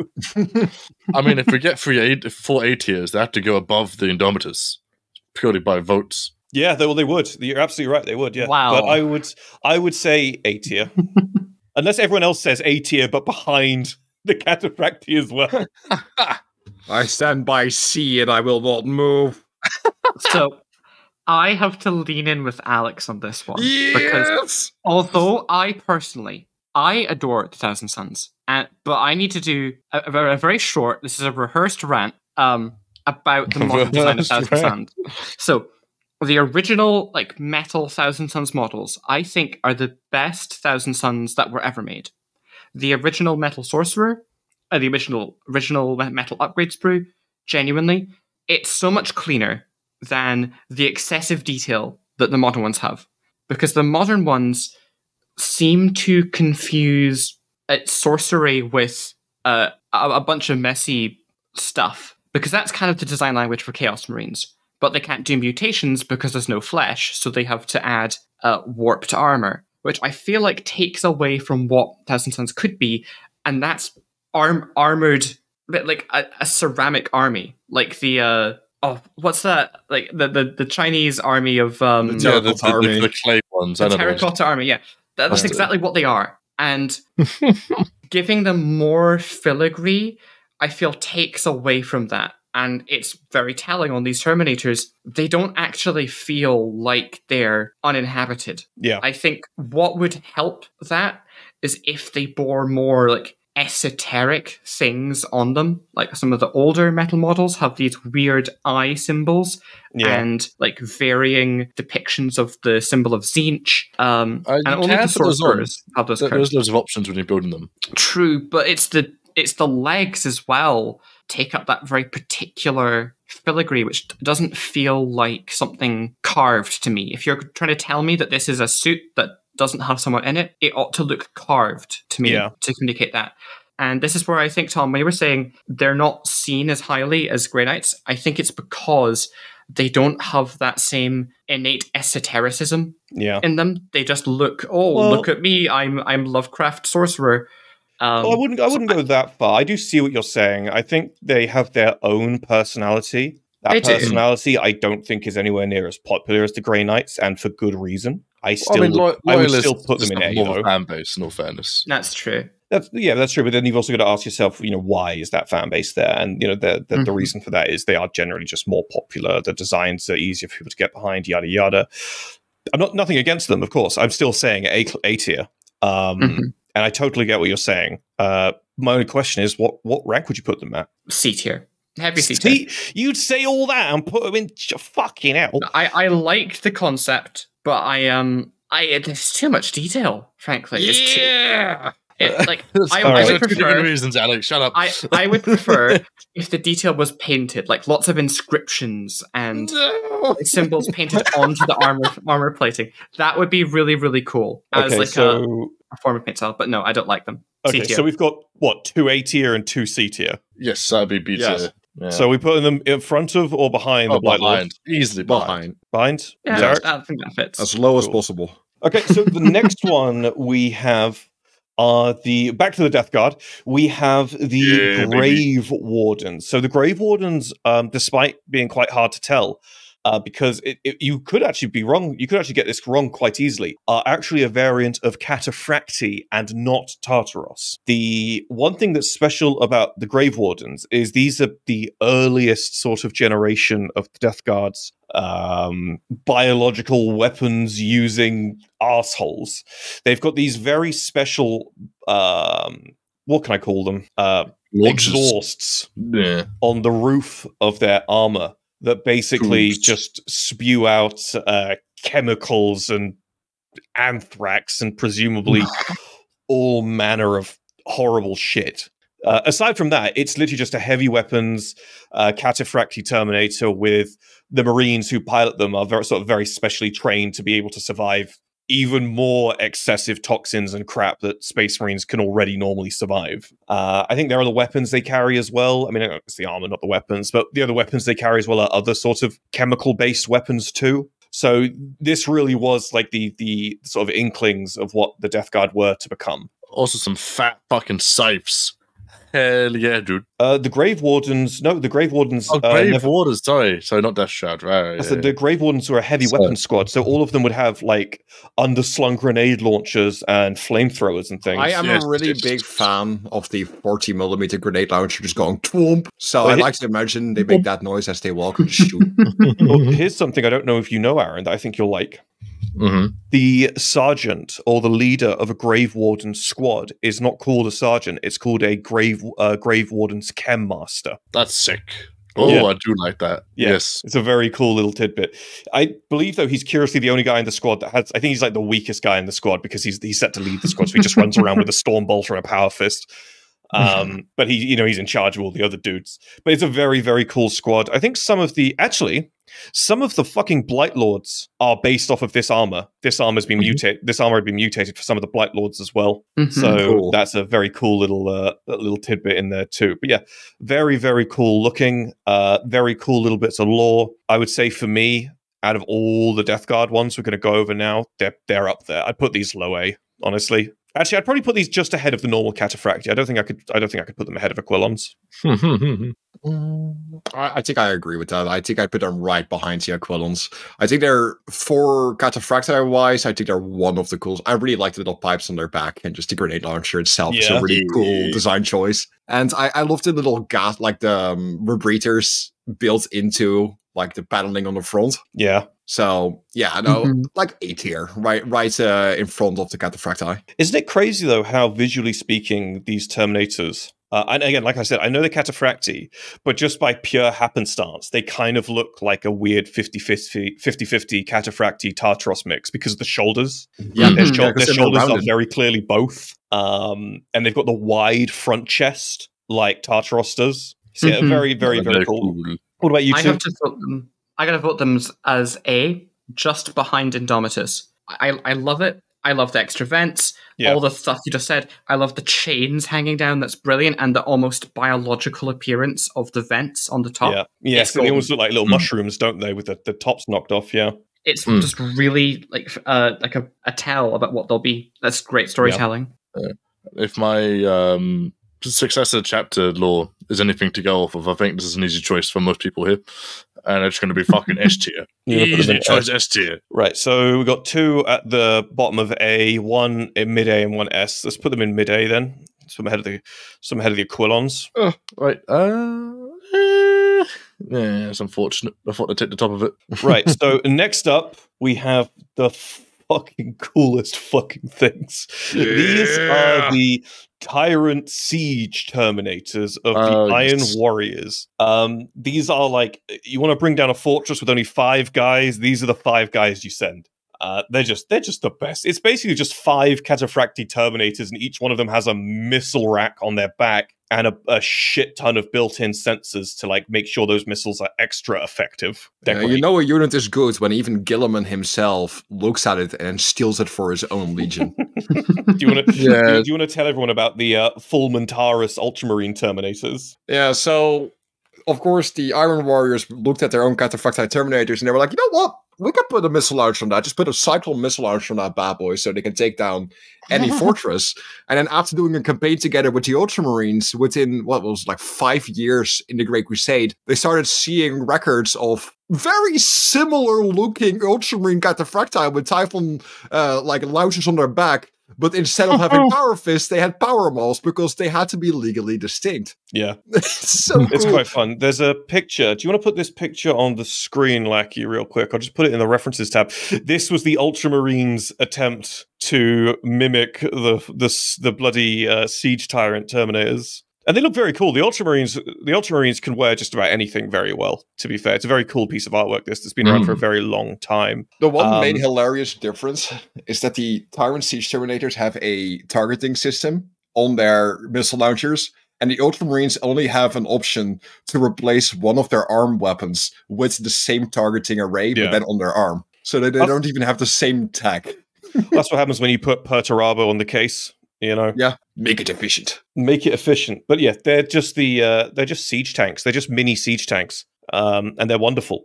You know, it's like if you play Horus Heresy and you're an Iron Hands player in the Horus Heresy, you have these. It's that simple. You're running these. You're running at least 5 of them, if not more. You know, It's a shame they come from such a terrible legion, but no, they are very cool. The Iron Warriors. Okay, I'm not going to take your bait, fucking Death Guard player. Idiot Death Guard player. Shut up. Oh, my Primarch said not to wash, so I won't wash. That's canon. He told them not to wash. Yeah. He can't even repeat it. He cannot repeat it. No, to be fair, that's probably the only time in history, other than Napoleon, that is justified why someone's told someone not to wash. like all credit due. If for his legion, that's reasonable. If anyone else said it, it'd be like, huh? Well, let you all Google the Napoleon reference. So, I've got to put the Siege Tyrant Terminators in S. I have to. They're so fucking cool. They're just so fucking cool. Yeah. They're so simplistic as well. You know, the only thing about them that makes them extra special is the design of their helmet is so fucking hardcore. Yeah, if you have ever seen their models, they have also like a lot of layered armor plating upon their armor on top of the Mark III kind of style, like and the chainmail like tassels underneath their shoulder pads as well. Yeah. They are just iron and nothing else. For me, they're probably my favorite. I think they're just going to be the highest S tier for me. Go on, what about you two? Comfortable A tier. I'm not in love with them. I think they're very, very cool, but I'm not in love with them. That's fair. Go on, Zarek. I'm ready for your dog shit opinion. Yeah, so I love them. I love them. I love the hazard stripes, how that's worked into the sculpt and the design of them. That's beautiful. Yeah. I love the variant helmet. I think that looks so good. Mm-hmm. But they are cataphracti, and I think they pay for that. I can't put that. I think they deserve middle of B. Actual immense amounts of cringe. I think that puts them low A tier. I think is what it evens out. We've got two S, one mid A, and one B. I think that puts them in mid A. Mm-hmm. Oh yeah, there is the third slot available. Yeah, that works out. Absolute cringe. Oh, I'm fucking putting them right there in the middle. Fuck you, Zarek, and your fucking shit opinion. Actual cringe. That hurt me. Oh, they're cataphracti, so that's a bad thing. What actual fucking clown world are we living in? What is this? Oh, clown world. I just think it looks a little bit ungainly, even more so than normal Terminator armor. Do you reckon? Wow. I'm just saying, most Terminators already have the issue of if they fall over, they can't get back up. These guys, with their giant missile silos, if they fall over, there's a chance they die. Have you not seen One Punch Man Season 2? That's how they get back up. I'm sorry, I've only seen Season 1. All right, well, someone, Aaron got the reference. We're okay. We get to move on. Right, yeah, put it on the screen. Put it on the screen. Well, let me find it for Lackey to put on the screen. Do you feel good about yourself, Derek, after saying that? Do you feel better about yourself? You that's how they get up. Absolutely. After the fucking G-Mod grilling, I need to be hyper honest with you all. Okay, right. Next up, we have probably the most depressing but still really cool Terminator. So this is the Gorgon pattern of Terminator armor. This was a Terminator armor that Ferrus Manus had really high hopes for. He actually intended for this Terminator armor to replace all Terminator armor for all legions when he had finally been able to finish it, which he never got a chance to because a pink twink took his head off. It's ostensibly what we're left with is the Gorgon pattern, which is a prototype Terminator armor, but a very cool prototype Terminator armor that has a few very funky quirks. It has a built-in shield, but its shield isn't quite the same as a cataphracti shield. It's I'm paraphrasing here, but it's more of a reflector shield. Whereas if you shot a shell or something at a cataphracti armor's atomic shield, it would just disintegrate on impact. If you shot something at this, it would deflect at you or at somebody else. Tom, can I be normal about this for a second? No, you're not allowed to be normal. You've banished. We made this clear at the start. No, you're not allowed to. Can I be not normal about this? Go on then. So I've done a wee bit of digging, and something important to understanding how their like invuln shield, their field works, is understanding the difference between refractor fields and conversion fields as they appear in 40k. Is this a James May moment? I feel like this is a James May moment. Normal. This is not normal. So refractor fields operate on a system of having a shield that disperses energy across the whole outer layer of the shield. They can only take so much force before they give in, and then it's down to the armor. But they can take really heavy hits like las cannons, which is generally probably the same principle that Terminator armor functions on, because that's how we see it operate. Gorgon armor, however, operates more along the lines of conversion fields. So conversion fields take energy into a point and then blast it back, as Tom said. This effectively can function as a reactive flashbang, which makes it excellent in tight spaces if you're breaching a ship or anything. So your opponent shoots your enemy's going to gun you down. No, they get flashbanged 5 times. It's just your whole point. You could just said this armor mark has a field that flashbangs you instead of a normal shield. Yes, but there are distinct types of energy fields in 40k, and no one talks about this. I'm definitely normal about it. No one cares. I'm definitely normal about it. It also gives you cancer if you wear it. That's all. Yes, well, that was the other point I was going to bring up. So if you get put in a it's actually quite funny, yeah, because if you have the honor to be put in a Gorgon suit of Terminator armor, you actually get Space Marine cancer. It's basically because of how funky their reactors are, they produce a very specially potent type of super radiation that basically just gives you Astartes death, which is quite funny because it actually leads into the aspect of the Iron Hands that Ferrus Manus hated, the thing that they would become, which is these mechanical beings. Because the Space Marines who were best equipped to wear the Gorgon Terminator armor were Space Marines who had already had massive amounts of mechanical augmentations because they'd be able to survive wearing them for a lot longer. Because you can't really, you can't get brain cancer if half your brain has already been turned into a bloody cheese grater. So it's a wonderful, wonderful thing. They are absolutely brutal looking. They have the most horrifically spooky helmets. They have the thickest, chunkiest shoulders, and they're wonderful. And they all run around wielding Gorgon pattern power axes, if I recall correctly.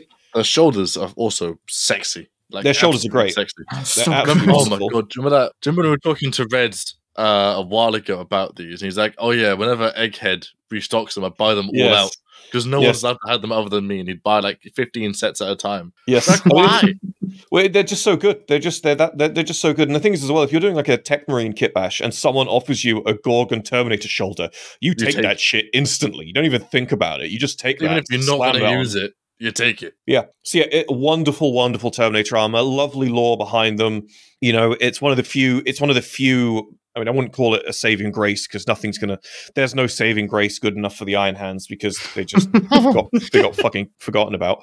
But it's one of the few little lesser known aspects of the Iron Hands during the Horus Heresy that was actually really, really, really cool. So I would say the weird flashbang shield. Weird flashbang shield. It's the cancer armor flashbang shield suit. S. Yeah, I'd be the first S from Zarek. Well, it's just because they've got so much going on. It's just a really interesting suit. I would put them in high A, low S, I think, just because they genuinely have so much going for them, visually and lore-wise. I'll happily put them in A. Yeah, they're very, very cool. Go on, Alex. Do you want a tiebreaker, A or S, or go somewhere down at the bottom, I guess, knowing you? Yeah, well, okay. Like, I really like the models. I actually really like the lore. Well, I'm just kind of sad that I haven't seen them before because I just realized that 2 sets I bought last week would not have had to buy if I saw these beforehand. So they're going in S tier because they're actually really fucking cool. They are really cool. Are we putting them behind or ahead of the Grey Knights? Behind for me, though, still. Okay, we got one for behind. Zarek?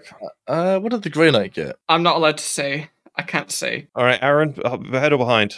Let's say ahead. I think they're cooler than Grey Knight. All right, I got one ahead, one behind. Zarek doesn't want to choose, so I will decide. I'm going to put them ahead. Yeah. It could, honestly, I could have gone either way. I really could have gone either way. All right. Next up, we have the 30k Death Shroud. So these are ostensibly slightly modified Tartaros Terminator armor, Death Guard Marines who were basically Mortarian's personal guard. This is probably where my love for Tartaros came from, was these guys So it's quite funny because, and this is, it's quite funny because we were talking about the Septek Thousand Sons and the Horus Heresy wore Cataphracti, but then Septek became the Scarab Occults and they were just suddenly in Tartaros.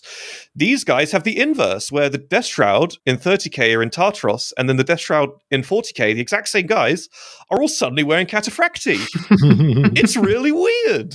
So I would put, oh gosh, I'm going to be really quick with these. I'm going to put these in fucking C class just because they actually just look like worse fucking Tartaros to me. I'm so sorry, Aaron. I'm so sorry. I will kill you.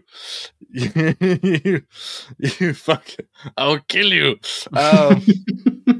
Oh, I fucking hate these, man. The 40k ones are so cool. But who looked at the Death Guard out of all goddamn legions? It's like, let's look at the Primarch bodyguard units. Let's give him Tartar. What's wrong with you? Yeah, see, I don't know why you put these ones in, Tom, when they're objectively worse than the 40k ones, which is so much cooler. Because the 40k ones are basically just Blight Lords. Yeah, they are. Nah, they're a lot more. They have a lot more of a defined aesthetic to them. They have the hoods, they have the cloth, they have the scythes. Maybe they have the maybe. I know. Hypocritism be damned. The fucking wrist-mounted, the ridge-mounted sludge blasters that actually look good because they're proportional. Hypocritism. Yeah, I know. Put that on a shirt. Yeah, it's a bad fucking choice, Tom. Bad fucking choice. I'm still going to put S because it's Death Guard and it's my babies, but still. Man, you really got more representation here than any other faction. I couldn't have put a whole...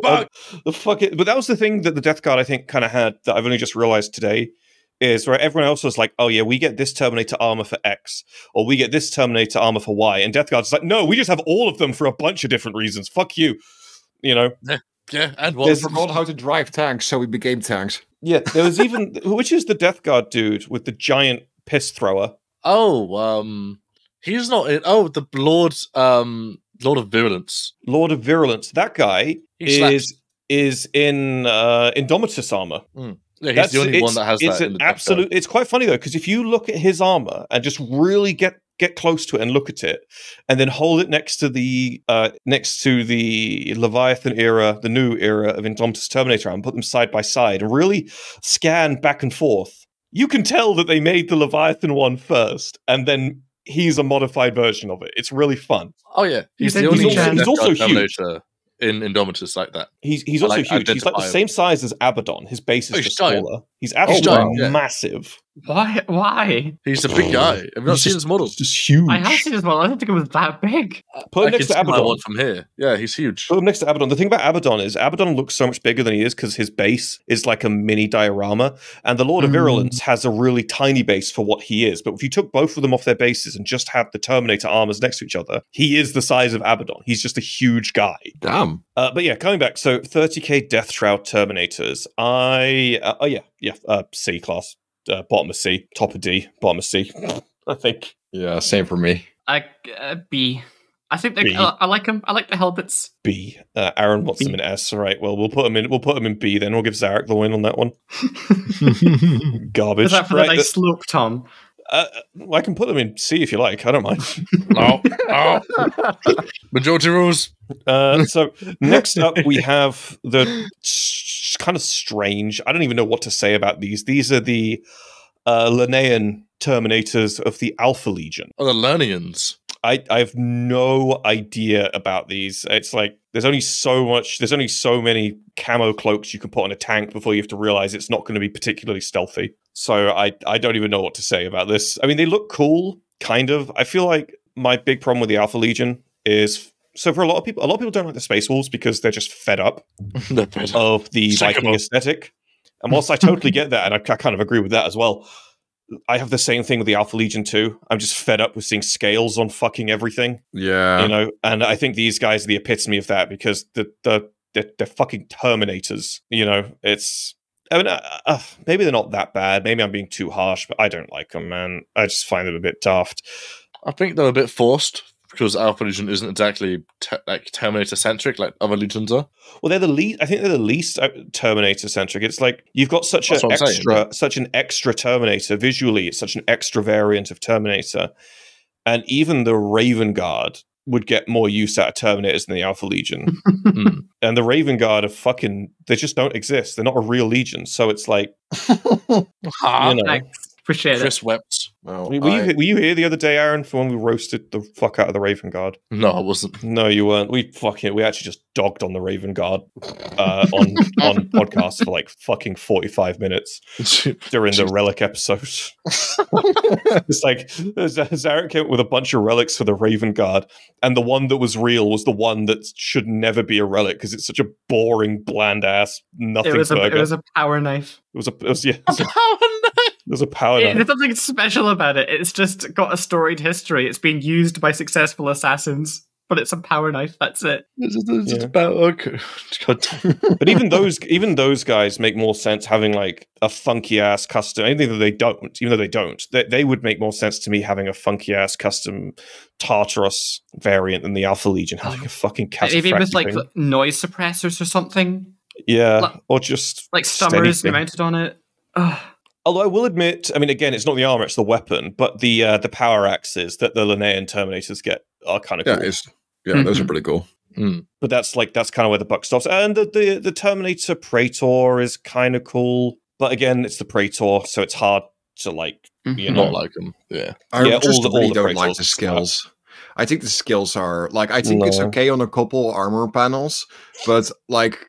These guys are completely and utterly covered in them. Yeah. And that's where it gets a little boring for me. Yeah. It's the thing as well, like I can make exceptions for the scales and the Alpha Legion because there's some places where they really shine. For example, the Exodus Assassin. Yeah. That's full scales. That model is so alpha. That model oozes Alpha Legion energy out the wazoo. And it is by far one of the coolest. It's like up there in my top 5 favorite models from the Horus Heresy. It is, and I don't like the Alpha Legion at all. Yeah, I genuinely don't like the Alpha Legion at all. And that model is more Alpha Legion than anything. I love it. But this even Alpharius, I couldn't give a shit about Alpharius, to be honest, mate. I couldn't give a flying fuck. I genuinely couldn't care less. I'm curious to see what that preview is in the Warhammer community put out a while ago with the thing. It's probably just going to be Omegon, to be fair. It's probably just going to be we ran out of Primarchs to release. Now quickly make Omegon. Yes. Yeah, it's probably straight up just going to be Omegon. But that's fine. I wouldn't complain about that. It feels like unintentional comedy for them to release Omegon as his own model at this point. It'd be pretty funny. It would be pretty funny. Pretty good. But the Linnean Terminators, fucking D. Probably not as far back as the Alaris, but definitely fucking D for me at least. I put them in super low C. Super low C, yeah. It has to be high D, low C for me. C tier, yeah. So we got 2. I think our average is low C rather than just actual D. That's fine. That's fine. Right. Fuck off. Goodbye. So next one is actually really, really cool. I really like these. These are the Set-Tech, the Set-Tech Terminators, the ones that would eventually become the Scarab Occult Terminators. Oh, I have some of these as well. Yes, they're very cool. They have all those lovely 30K era Thousand Suns vibes, but with a much more ornate and classic armor, more reds. And of course, it's Cataphractii, and that's just better. Yeah. Unless you're Zarek. This is an occasion where I think Cataphractii works to their advantage. And it's because it gives them such ample room for those head crests. It feels like such a natural extension of being so boxy shaped that they get something to come off of it. That's fair. I think you're full of shit today, but this is a good point to make, yes.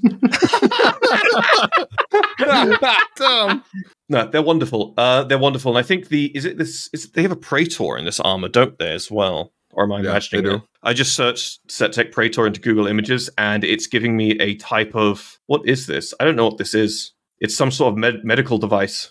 I don't know what this is. I'm gonna put it in the fucking chat. This came up.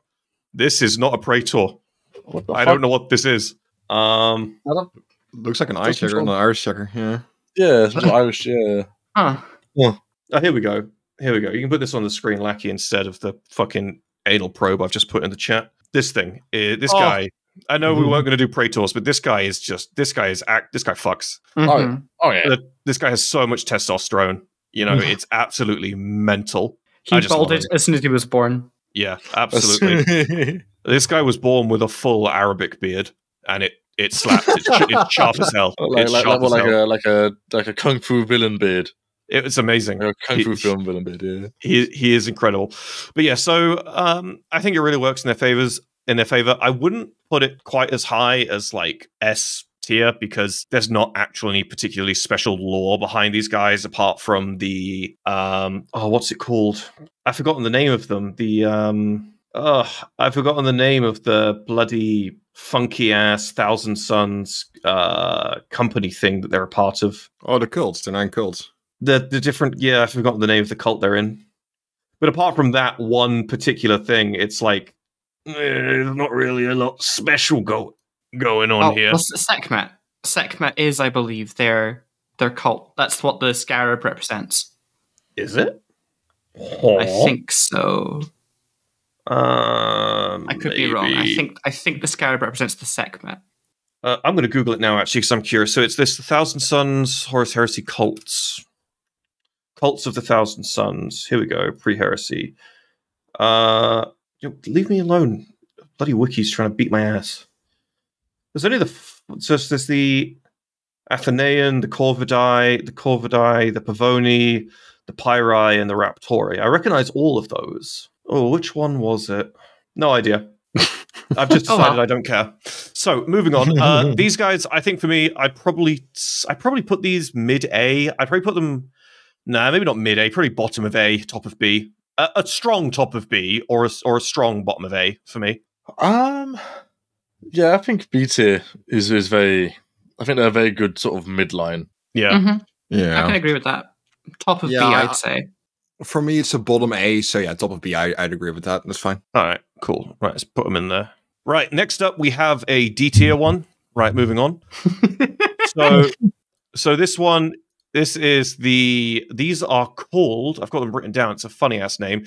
These are called the Varagear Terminators. They are the Space Wolves special cataphracti Terminators of the Horus Heresy. They're Terminators. They are Terminators. They are Terminators, sadly. Unfortunately, though, they're also Space Wolves, so, Not real Space Marines, you're right.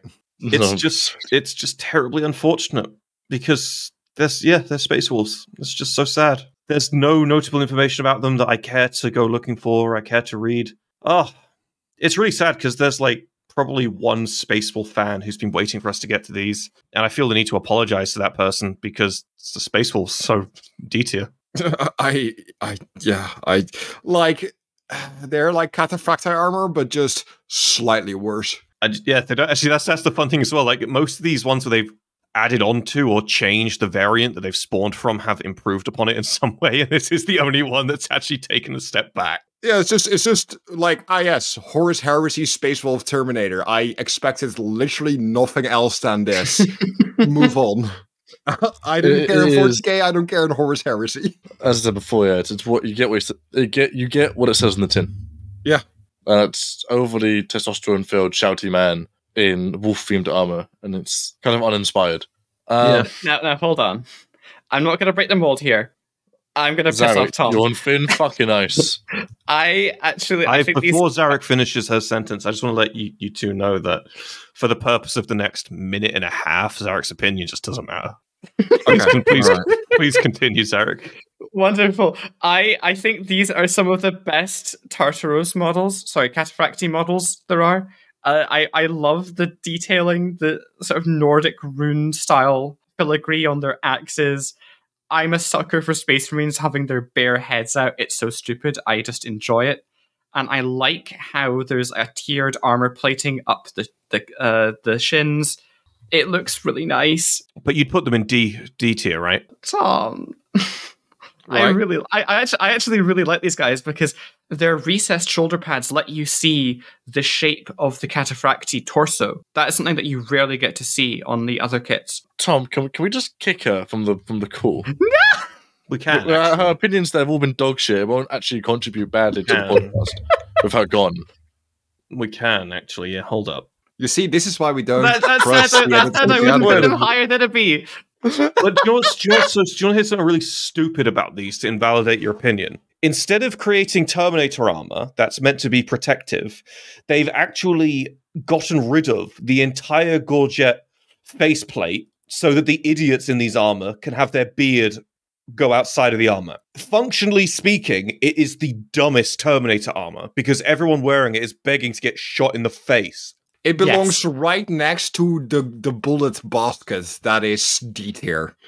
It belongs right there. It even has the same mechanical setup for bullet catching. It is the only Space Marine Terminator armor that doesn't have a face or neck gorget, and its sole reason is so they can have their beards on show. Now, I like a good beard, but this is dumb. This is so dumb. All right, let's get some ranks going. So I'm putting these at the bottom of D tier. Bottom of D. Bottom of D. Bottom of A. Bottom of D was that, Zarek? Cool. Bottom of A. Cool. Right, next up we have the... I think they're called... the line, bud. I think they're called the Phoenix Guard Terminators or something like that. Just Phoenix Terminators. They're just Phoenix Terminators. So I believe these were... I want to say these fellas were Fulgrim's personal guard as well. Yes, they were. But they're just really fast Terminator boys. I think the funny thing about these last two, there's not really anything particularly special going on except for fashion points. They have cool spears. I do like the spears a lot. Yeah, they're fine. They're fine. I think I'd put them above normal Tartaros. I'd put them above the Death Shroud, the 30k Death Shroud. I probably would have to fight anyone who wants to put them ahead of the Scarab Occult Terminators, because I think they look better for Tartaros, personally. They're okay. The Praetor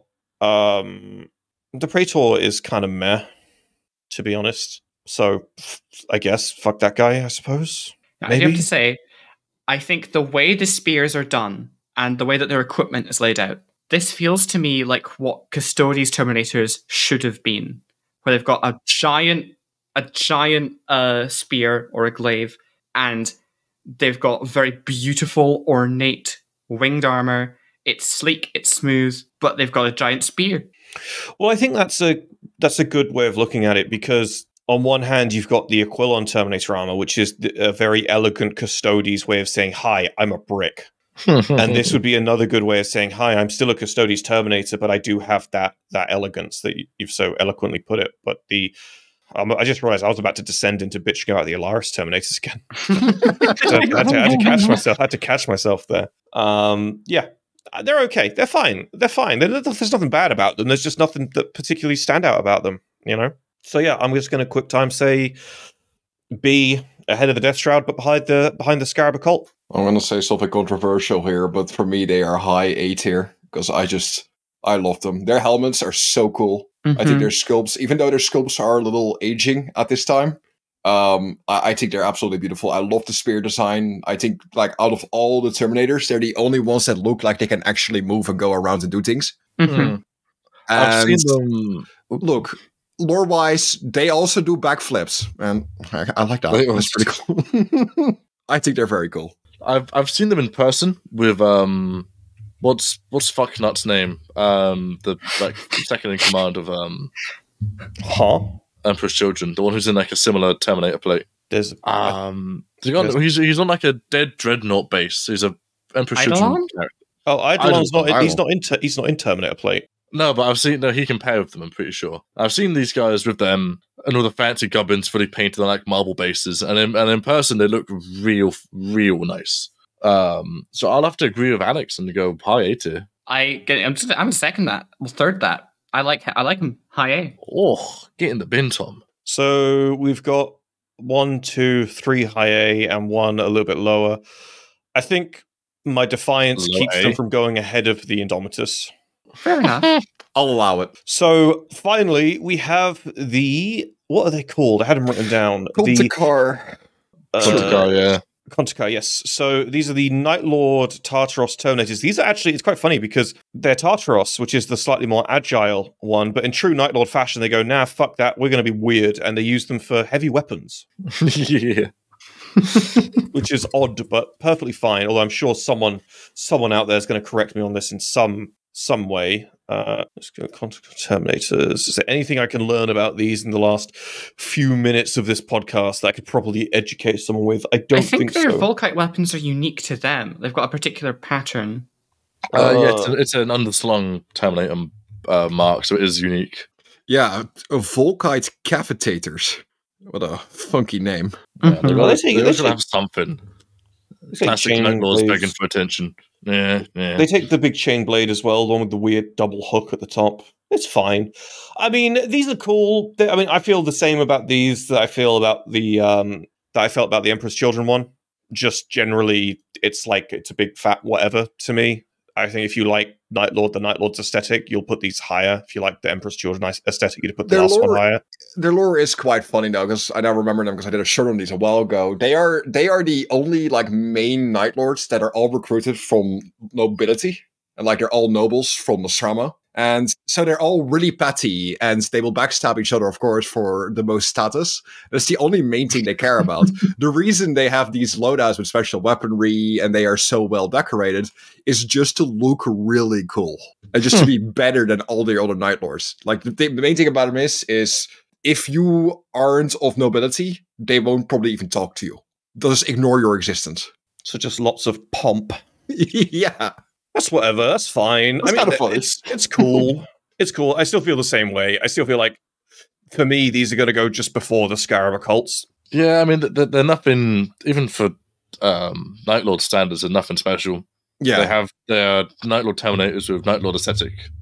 It's what did you expect? Yeah, at least the Phoenix Terminators have the benefit of looking eloquent and looking super unique and fancy and gaudy, which appeals to a lot of people. These guys are just, the Night Lord's aesthetic? Yes, then they're for you. No, then they're not. Okay. Yeah, they're just Avenged Sevenfold Terminators, so it's it's whatever. It is one of these, man.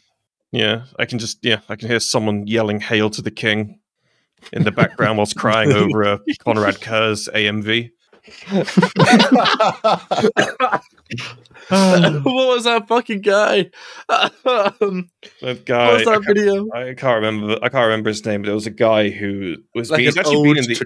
He's been in the AA Discord for ages, and he's actually a friend of a couple of creators in a small way. But he has a video on his channel that's 8 years old, and it's literally a Night Lord tribute video to Avenged Sevenfold. Oh hell yeah! It's great. It's actually wonderful. It's amazing. And it's we exactly are what a you think it fandom. is. We are a fandom. If you ever forgot, watch that video. We are a fandom. Terrible. Right. So I'm gonna put mine at the back end of B. I was gonna say back end of C. Back into C. Oomph. Middle of C. Middle of C. Ooh. Well, am I rating them the highest? Fuck that. I'll jump on the bandwagon. I'll put them at the back end of C. Well, yeah, I'm gonna have to go with Zarek here. Middle of C for me, right behind the normal Tartaros. Actually, yeah, I can't have them being behind the fucking idiot Linnaean Terminators. Those look stupid. Right, ladies and gents, we have our completed list. So no. You put them 1, 2 forward. You got to put them 1 back one. I'll put them back one. Fair enough. Yeah. Yeah, I'm okay with that. That's fine. So we have our completed list. So at the bottom, we have at the very ass end, we have the fucking Space Wolves Terminators who have no gorget and no helmet for no good reason. The easiest headshot anyone has ever made. Then we've got the Alaris Terminators who have the headshot combo bloody dish bowl helmet rest. It's they're fine. They're not actually that terrible. There's just nothing really good about them, and they really don't live up to what Custodes should be. I think as models, they're perfectly serviceable, but when you're comparing them to the Aquilans, it's a no contest. The Aquilans are on 50 mil bases, if I recall correctly, as well, which is funny. So the next one is at C tier. So the bottom of C, we've got the Linnaean Terminators because they're just awful. The Night Lords because it's a whole ass nothing burger. The Saturnine because they are woefully unimpactful. Not the Saturnine, sorry, the Nocturne pattern that Gav Thorpe dubbed them. And finally, at the top end of C, we have the Tartaros, which Aaron certainly tried to get much higher, but unfortunately ended up down here because they are indeed the weakest of the original set. Oh, fuck you. And then at the bottom of B, right next to them, we have the almost exactly identical Tartaros Death Shroud from 30k. Then the Scarab Occult and Blight Lords slap bang in the middle, the sort of average spot for Terminators, I suppose. And then at the front runner for B is a picture of a sprinting Set Tech Terminator, which is kind of cool. It bugs me that we got Cataphractii all the way at the fucking back end of A, not the front end. I love Cataphractii so much. Okay. Okay. Okay. Get the fuck out of here, man. No, I need to add a new row. I want to add a new row. Add a row below. Add row below. There you go. There we go. Oh, there we go. Crap. There we go. There we go. I've just accidentally put the Alaris in F instead of D, but we'll swing it. That's fine. That's fine. Yeah, nothing of value was lost.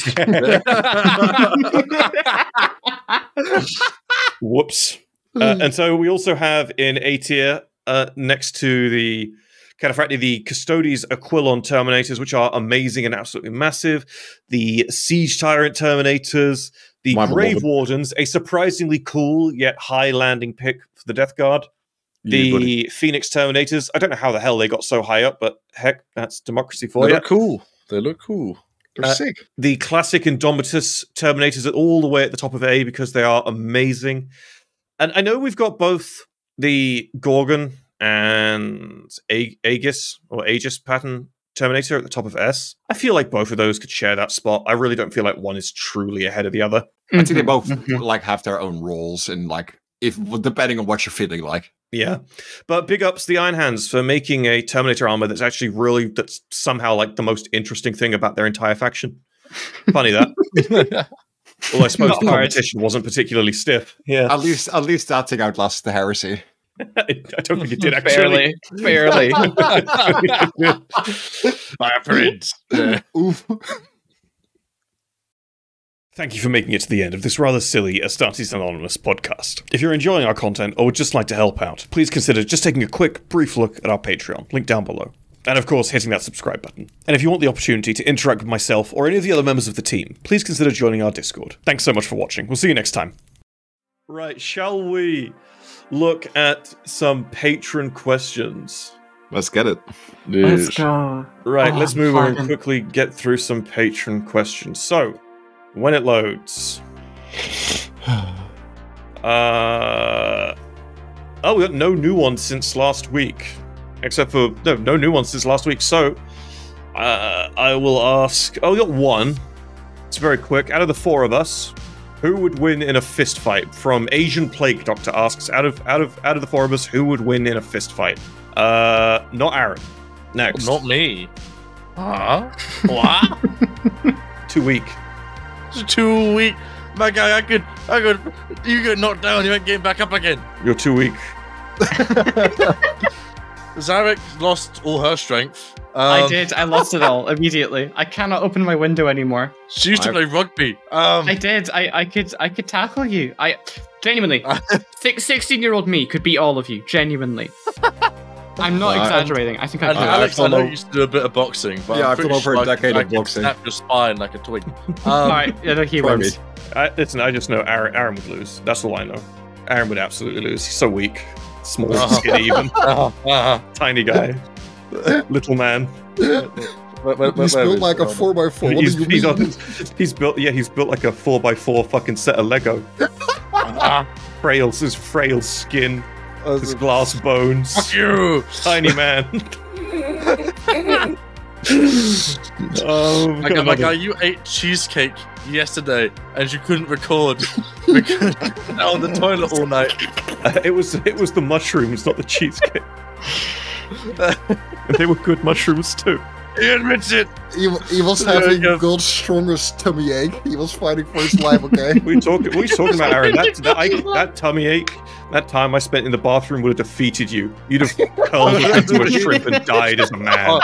Honest to God, dude, I am God's strongest soldier. Today I got to the gym. I necked a big sugar-free Red Bull running on a banana and I think a protein shake 4 hours apart. I went and I shat my brains out in the toilet in the gym. And I hit one of the best shoulder days I've ever had immediately afterwards. I don't want to fucking hear what you're talking about. This guy's fucking role-playing as David Goggins. Listen to this shit. What is this?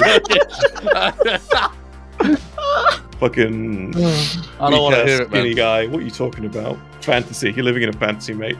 You're living in a fucking... You are literally the thriving in a pond bloke, okay? You can't get out of the pond for 40 minutes. The difference between you and me is I am thriving. I am thriving. Alright, let me find another one. Hold on, I found the image of Tom. Hold on. Oh, here we go. Ignore the... There we go. That is me. There he is. That is me. Read that text, Aaron. Approach my pond if you dare. I will not simply kill you. I will bend time and space in such a way that you will never have even existed to begin with. That's not the original text, and you know it. Notice the wine flute in front of him. This is the thing, Aaron. You're not actually weak. You're not actually weak. You just are compared to me. Compared to me. Okay. You're fucking like Mr. Satan mindset right now, dude, okay? I'm just saying, Mr. Satan could snap David Goggins like a twig. That's all I'm saying. Easily, dude, easily. That's all I'm saying. Mr. Satan's actually like an apex predator of a human. He's just getting compared to Satan, so it's like, he's the most virile man. All right, we get no follow-up. Second patron question. I think that's it. I think that's how we draw this one to a close. Honestly, incredible. I don't think this one goes on any further. Thank you all very, very much for watching. As per the outro, please consider taking a look at the Patreon, joining the Discord, unsubscribing from the Gaming Storyteller. No. And subscribing to Zarek's YouTube channel, which I'm pretty sure is just a social experiment at this point. Link down below. Also boycott Instagram. What else? If you watch this live, I'll put Aaron's home address in the comment section in the premiere on the right. Right, we'll see you all next time. Goodbye. See y'all later. Bye bye.